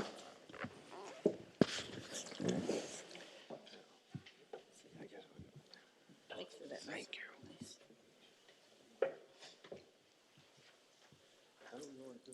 Kelly, what do you want us to do? Give us direction. You stand at the podium.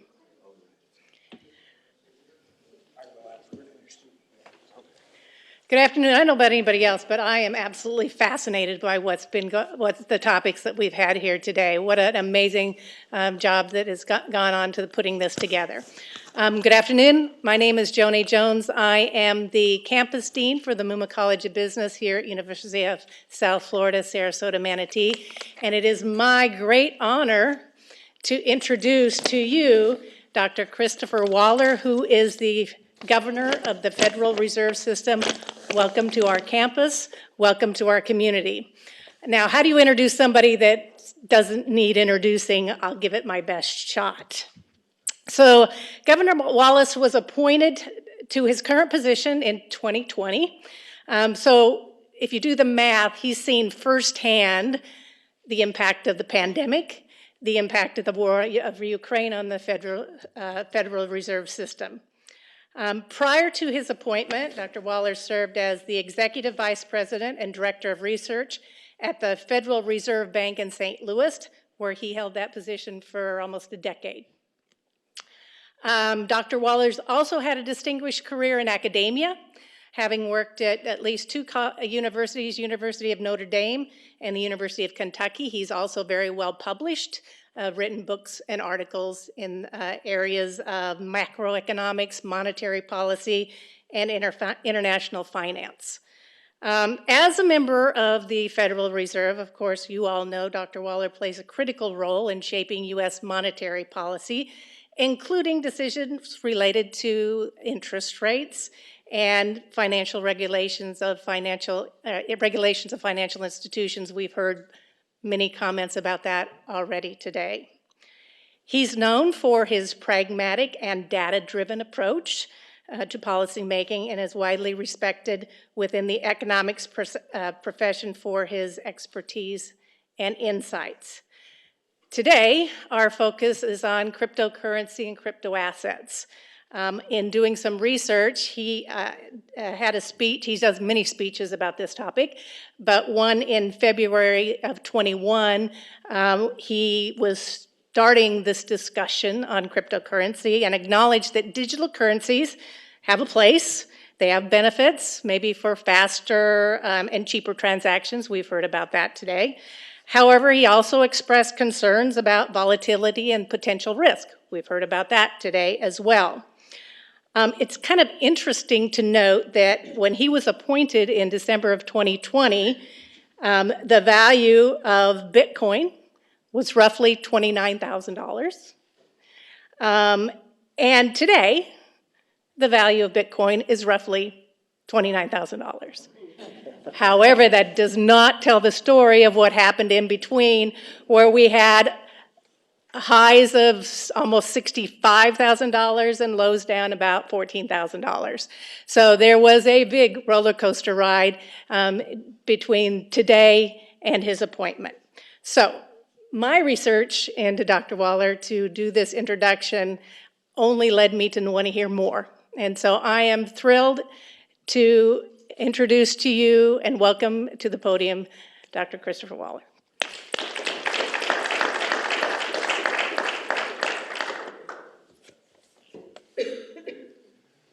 Well, thank you, Joni, and thank you to the Global Interdependence Center for inviting me to speak today.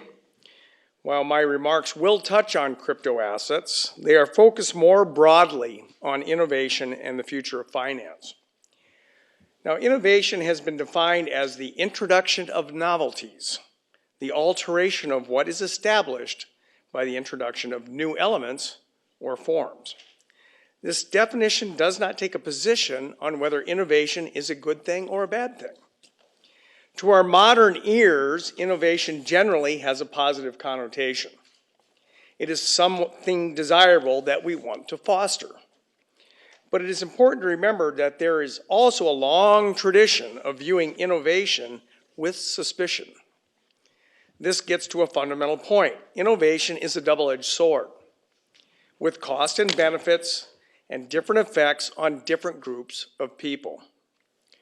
This is a lesson that we learn that we as financial regulators should bear in mind. Former Fed Chair Paul Volcker was a well-known critic of financial innovation, noting that while credit default swaps and collateralized debt obligations may have helped some people hedge investment risk, they also played a key role in the global financial crisis. He famously praised the automated teller machine as a beneficial bank innovation, but was skeptical of most other financial innovation. As we think about crypto assets or other forms of innovation, we need to think carefully about which side of the sword we are looking at. Will the innovation create new efficiencies, help mitigate risk, increase financial inclusion, or will it create new or exacerbate existing risk? So recently I gave some remarks on crypto assets, discussing how individuals can make their own choices about whether to invest in speculative assets. But I also said that banks and other intermediaries choosing to engage in crypto asset-related activities must do it in a safe and sound manner. At the same time, the world is rapidly changing and we need to be open to the potential benefits of innovation. And so in that light, I'm going to focus my remarks on two areas of innovation that may have the potential to deliver substantial benefits: tokenization and artificial intelligence, or AI. So let's start with tokenization. As I discussed in my prior remarks on crypto assets, I think of the crypto system as consisting of several parts. You have the crypto object. I don't know what to call it. I've decided to just call it a crypto object, since when you don't know whether it's a commodity, a security, a deposit, it's just an object. It's a crypto object. So we have the crypto object, then we have the database management protocol that's used to record trades, commonly referred to as the blockchain. A blockchain is ultimately a type of distributed database that can be used to record data, including asset ownership and transactions in the asset, changes in the ownership of the asset or the object.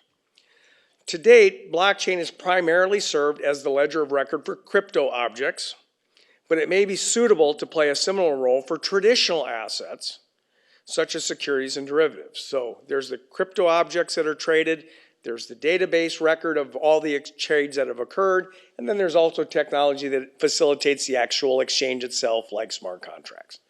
Those latter two, as I've said before, have nothing to do with the crypto objects. They can be implemented and used in traditional finance. Okay? All right, so, and that's, well, the point. They may be suitable to play a similar role for traditional assets such as securities and derivatives.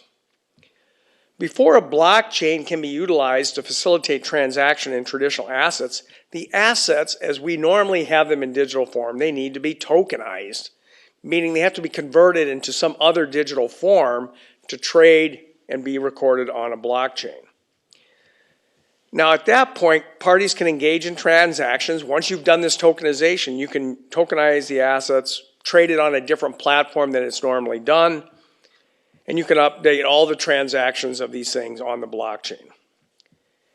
Now, the first question you'd have to say is we have a current financial system where we have digital entries of all of our assets. They're traded in various ways. Why would a financial institution undertake this process to tokenize an asset?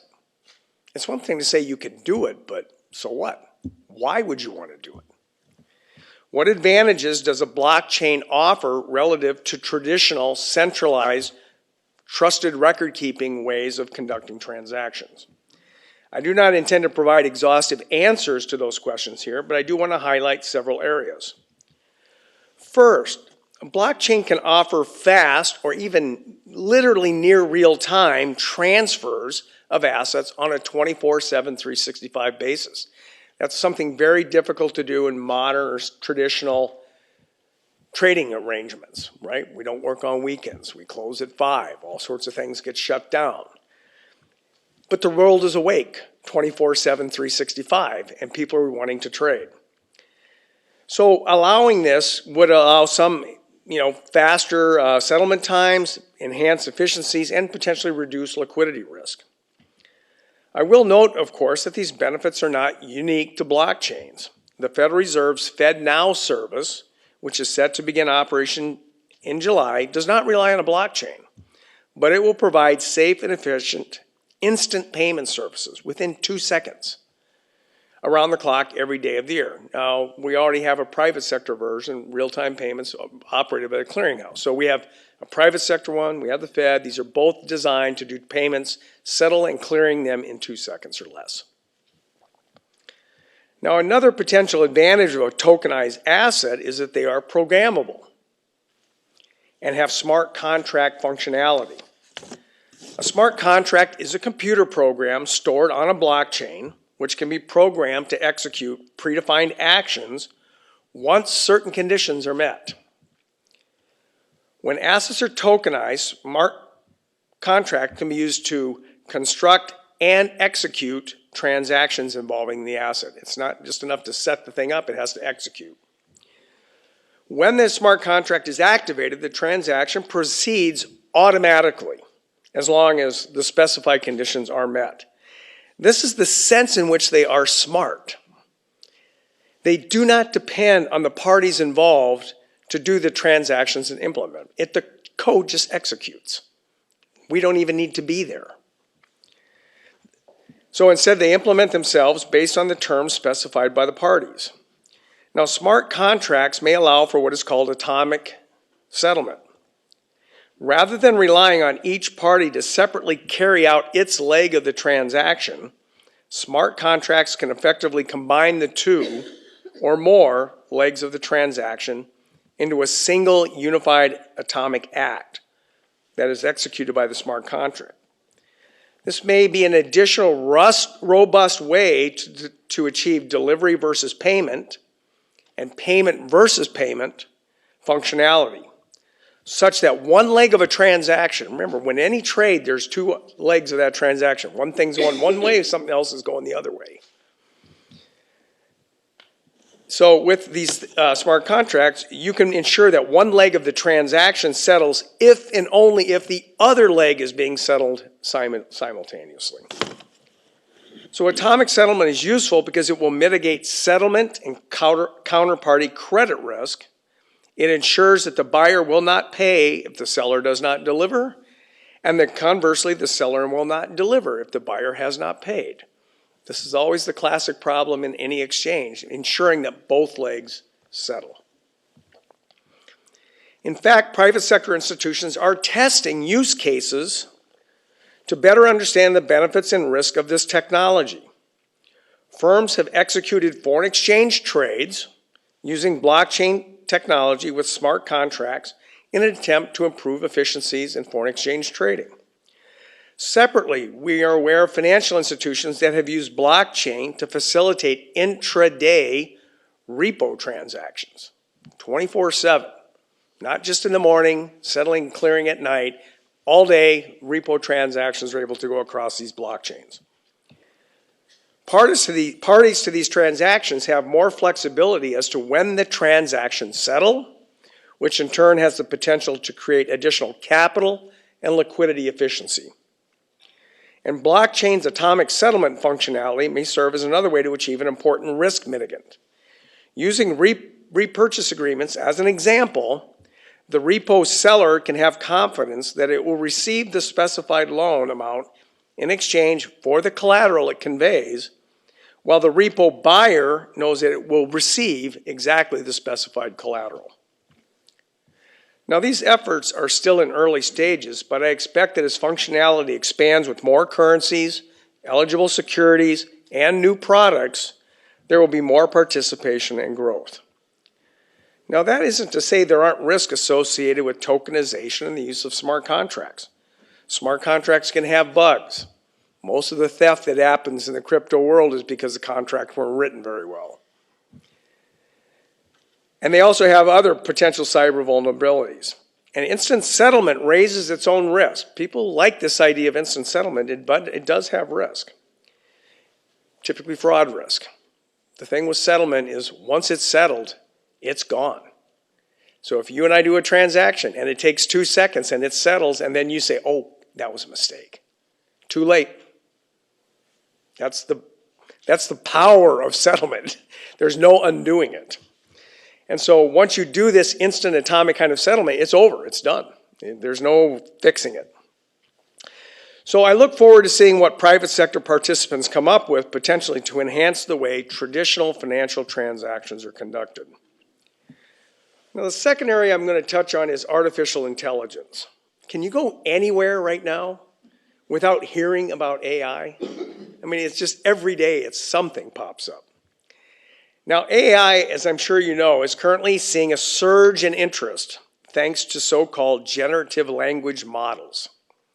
These types of models can provide complex responses to user requests in conversational prose that comes very close to passing the famous Turing test for artificial intelligence.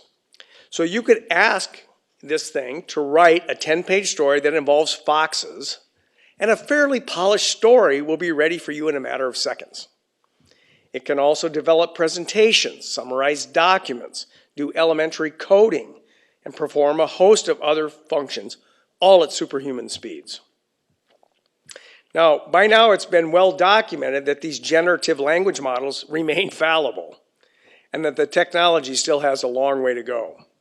Its responses are often inaccurate, although even though they sound smart, like it knows what it's talking about. As with other sources of information, it is important for anyone using these tools to review the output with an appropriately critical eye and not always take it at face value.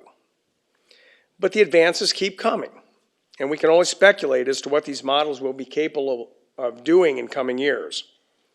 So what does this mean, for example, for banking, which is currently starting to use AI? They are already testing or using AI in a variety of areas. Banks have started to use AI models to generate personal product suggestions for their customers. And AI can even generate and send a customized marketing email to that customer based on the model's product recommendation. Banks are also looking at AI for a range of customer service applications. Obviously, some of them are already around, chatbots that can help you reset passwords, locate a branch or an ATM, and check account balances without the need for any human intervention. But it has that feel of a human intervention. AI has also proven useful for fraud monitoring. It can, for example, help banks spot potentially fraudulent credit card transactions, including by identifying new spending patterns that are indicative of fraud. Banks have also begun to explore the potential for using AI to refine their credit underwriting process and analysis, with the potential to speed up underwriting decisions and lower loan pricing. But like many innovation, AI involves very novel risk, or at least new variations on old risk. AI models are only as good as the data they are trained on. This can raise challenges when AI depends on high volumes and different varieties of data, which can complicate efforts to detect problems or biases in data sets. Another key consideration is the black box problem. Because with some AI models, it may be difficult to explain how they arrive at the output given a set of inputs. We have no idea exactly how this algorithm spit out this answer. So this is often called a lack of explainability. And in some cases, even the AI developers themselves may not know precisely how the AI approach works. As I've noted, we are already seeing banks use AI in a number of ways, and we have regular discussions with banks about understanding and managing the associated risk. And this will continue on with blockchain and smart contracts as those things enter the mainstream. Whether and how they might make use of generative language models remains to be seen. The technology may bring new efficiencies to bank software development processes, or have applications in consumer service, or it may be useful in some way that we haven't foreseen yet. Now, just doing a little riff off the last example, there's all kind of new legal things that may pop up with the use of these types of technologies that weren't foreseen when they were implemented. So as with tokenized assets, I'm curious to see how banks may make further use of AI. I also want to make sure that they do it responsibly. That's my job, to make sure it's done responsibly. So, to conclude, tokenization and AI are just a few of the innovations that may ultimately come to play a prominent role in banking, and for that matter, finance, and more broadly in the economy. I could just as easily have talked today about Web3 and privacy things, quantum computing. All of these are innovations that will have their champions who make claims about how their innovation will change the world. And I think it's important to view such claims critically, because they may not change it in a good way. But it's equally important to challenge the doubters who insist that these innovations are much ado about nothing, or that they will end in disaster.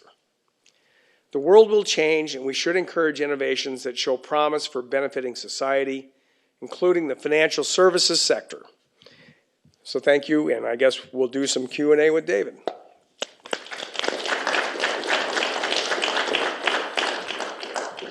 As Dr. Waller joins our friend, David Kotok, for a little fireside chat, I just want to admit that I used ChatGPT as a starting basis of your introduction. So thank you, and we'll have a few comments. It's fantastic. It was beautiful. Thank you, Joni. Thank you, Governor Waller.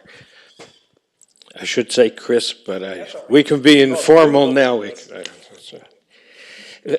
the first time I heard an introduction which demonstrated the difference between coincidence and causality at $29,000. There you go. So, a wonderful reference. So, we have a few questions, but I have to ask you if your forecast models predicted the 29,000 now from the 29,000 then. Yeah, I don't get into forecasting crypto prices. Some people made a lot of money, some people lost a lot of money, because right on every side of that trade, somebody was buying and somebody was selling. So crypto was great for some people, but if you rebought it at 65,000, it didn't work out so well for you. Well, a more serious question. You mentioned FedNow. Can you give us an update, the status, where things are, time frame about FedNow? FedNow is, for some people, not well known at all. Right, so there's been a lot of discussion about FedNow, and it gets mixed up with central bank digital currency. These are two completely different items. So FedNow is just a payment system that speeds up from when you make a request to pay somebody and when they actually receive it. All FedNow does is shorten that time frame from a day or 2 days to 2 seconds. That's it. And as I said, there's a real-time payment system already existing that's run by the clearinghouse. So there's no central bank digital currency in the real-time payments run by the clearinghouse. So these are just payment systems. They're just affecting the speed at which payment requests get made and settled and cleared. That's it. That's all it is. It's just like ACH, FedWire, these payment systems that we already have in place, both in the private sector and by the Fed. So there's nothing nefarious about FedNow. It's just a payment rail that will clear things much faster. Now, it's tentatively, we're going to launch it this summer. It'll be kind of a very basic structure. We have a set of banks that are involved. It has some functionality that will come later, like P2P payments. That will not be in there right away, but it will come later. The value of any network is greater the use of the network. So the more banks that come on, later the value will be there. Your bank may not be hooked up right away. So if you wanted to use it, it may not be available. So, but it will be up, it will be running, we'll be seeing how it works. Banks will actually, that are connected to it now, they will be able to do payments. We've set out pricing for this thing. It's comparative to what real-time payments from the clearinghouse is. And then we're going to expand it over time, eventually bring in more functionality. But, you know, for you as a consumer to pay, you know, a firm for your product, if you want to do it through there, it'll be able to be done by your bank, and you'll see the money go out of your account and into their account in 2 seconds. And it'll all be settled and cleared. So that's really all FedNow is. We're going to launch it. It's going to start kind of basic and small, and then over time we're going to expand it out. And hopefully, you know, grow it into a viable option for people to do real-time payments. What is the relevancy for digital assets with this 2-second payment mechanism? Yeah, I mean, the thing is people like to be able to get their money as fast as they can. So one of the things would be a simple thing. If you're an Uber driver and you worked it all day, at the end of the day, you get paid instantly. You don't have to wait till the end of the week or 2 weeks. You can get paid literally almost by the hour, by the day, if you really want the money. And there are a lot of households that they literally need the cash as much fast as they can. They don't necessarily have good credit ratings or standing and access to credit, so they really just need to get their wages paid to them. So this would allow firms to do that, very quickly pay you for whatever you wanted to do. There's just a sense, if you think about Venmo or other products, people like the idea of, like, I'm splitting a meal and I want to get I'll pay the meal, you pay me my half, do it through Venmo. I don't want to wait 3 days or a week to get it. If you can get it in 2 seconds, I might be willing to pay 4 cents for that transaction to happen. So this is where it's really a question of what people need: speed in their payments in terms of sending it and receiving it. You know, if you got a late payment thing coming up and it's Saturday and you're like, oh, I'm going to get dinged, you know, some overpayment fee, you can make the transfer right then and pay it off.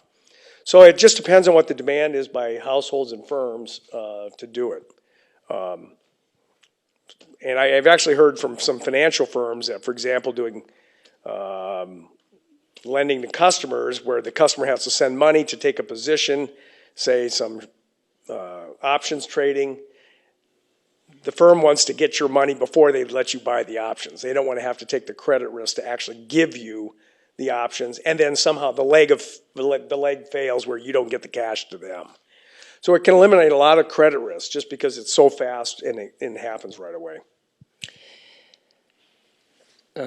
So if we go to lunch, I can still Venmo you half the check, right? Yeah, I don't think I can do it the other way. For ethics reasons. All right. Yesterday, we had a congressional hearing on stablecoins. We've had discussions of regulation. We've been having that conversation all morning. Could you give us your views of stablecoins, how they will impact payments, how this fits into this discussion we're having today? Yeah, so stable coins, I find them kind of a fascinating financial invention, because here you are in the DeFi crypto world, you're doing trading, you want to move out of what you think is a risky position into something safer, and there is no safe asset in the DeFi world. So the market demanded it, and the market supplied it. They figured out a way to create something that looks like a US dollar but circulates in the DeFi world. It helps broaden out payments, smooth positions, everything like that in the crypto world, just the way a bank deposit or US dollar would do in normal non-DeFi crypto worlds. So in that sense, it's this beautiful innovation that allows it to happen.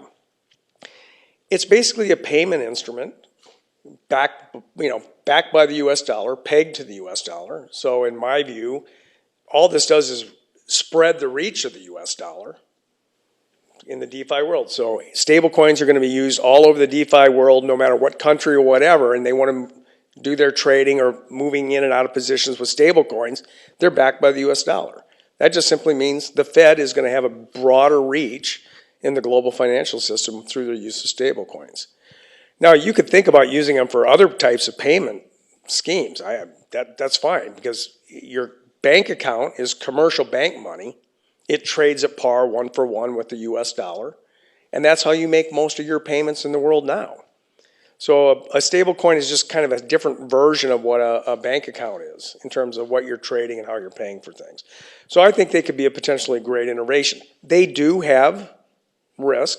They can depeg, as we heard just a little bit ago. You can have a run on those things, and they may not last. Terra and Luna was an example of a stable coin that didn't make it. So whenever you think about a stable coin, my typical question is, what is the business model for you issuing a stable coin? How are you planning to make money on it? And that starts to tell me the risk that you're going to face with a stable coin. So until you tell me the business model, I can't really tell what the risks are. We have time for 2 more questions. Sure. The one that is triggered, I will reverse the order. You're describing the speed of payments. This is a whole new world in the speed of payments. How does the rapidity of payment inject itself into policy-making decisions? The way you and your colleagues have to create and implement policy for this massive system. Do you think about speed? What does it do? Yeah, so I mean, that's the thing. Speed is something everybody wants. They want to get their money faster. They like that. That's good. With Silicon Valley Bank, we saw a classic bank run. And in the old days, a bank run was kind of slow. You had to go to the bank, stand in line, wait to get your cash, argue with Jimmy Stewart whether you need all $20 or $2. They were slow. Well, what we saw with Silicon Valley Bank was the power of speed electronic transfers of payments through your phone. It's simple app like that. So what we saw, as Vice Chair Barr said in his testimony, on March 9th, Thursday, March 9th, Silicon Valley Bank had $45 billion of outflow requests from their customers. We set up, worked with them to give them a discount window loan, which is what a lender of last resort does in a bank run. That's our job. And the next morning, there was $100 billion. There's just no way you can take collateral, verify it, price it, and make those kind of loans. And that's kind of really what happened with Silicon Valley Bank. It was just the sheer speed and the magnitude of the flows that were happening we just have never seen. So, this rate, for a policy point of view, is, we have to think, for example, the discount window. We have to think about, if they're going to have deposit flows being faster, we need to think about how do we do pricing faster? How do we do assessment of the collateral? That's got to be faster. That's one of the things I personally learned from this, is to make the discount window more effective, we have to be able to do things faster as well. So if we broaden that to a last question, which is a question that's on everybody's mind, and it has to do with the post-Silicon, post-signature, post-Credit Suisse. I realize Credit Suisse isn't technically in your wheelhouse, but it is in a way. Give us your view, your perspective now, the system. People are worried, they have a concern. How do you see it now? Well, like I said, what we saw with especially Silicon Valley Bank was we saw a classic bank run. Bank runs are not new. They are the most systemic risk any central bank faces, and we faced them for hundreds of years. That's why we were created, the Federal Reserve was created, in large part, to be the lender of last resort in a bank run, with the idea that in the old days, customers are running through the front door to get actual physical currency. The Fed would show up with a truck in the back door, throw the cash in the back door so you could hand it to the customers. Everybody gets their money. They all calm down. A day later, 2 days, they go put it back in the bank. The bank gives it back to the Fed, and we take it and shred it. That's the classic picture of how I used to teach lender of last resort to my students. And that's kind of the idea. So our job was to provide funds to stop a bank run or prevent bank runs from starting. If you know you're going to be able to get your money out of the bank, you don't run on it. That's partly why we have FDIC insurance. So after Silicon Valley Bank, we set up traditional discount window lending. That's what it was for. We set up another facility to allow, it had some other nice properties for banks to get funds. Once those things got set up, things have kind of calmed down. We haven't seen kind of any run behavior on any other banks in the last month. Everything seems to be okay. That's the one thing about a bank run. It's a panic. Once it stops, there's no real fundamental damage to the economy or the banking system per se. People are still nervous, and they're, my colleague Austin Goolsbee in Chicago says, I'm just waiting for the other shoe to drop. I hope there's no other shoe, but that's kind of what I take away. This is so different than 2007, 2008, when it was a situation where the bank's assets were toxic, bad, were never going to pay off. We didn't know who the counterparty risk was. If these assets didn't pay off, some other bank might get pulled down with it. This was not the case. This was a 100% classic bank run. Ladies and gentlemen, this is the first time in the auditorium of this university that we have been visited by a governor of the Federal Reserve System. It is a treat, it's an honor for USF and for the business school and for us and for all those who are listening to have you visit with us and make the trip. We promised you good weather, and we delivered, you see. Let me make a final point, and this is, to paraphrase, I'm speaking for myself and not the Federal Reserve. What you have just heard is the development and evolution of the payment system of the currency of the United States. Now, one of the things in my studies of the Federal Reserve and its evolution since 1913, that we take for granted every single minute is the functioning of this marvelous payment system. I would like to cite an example.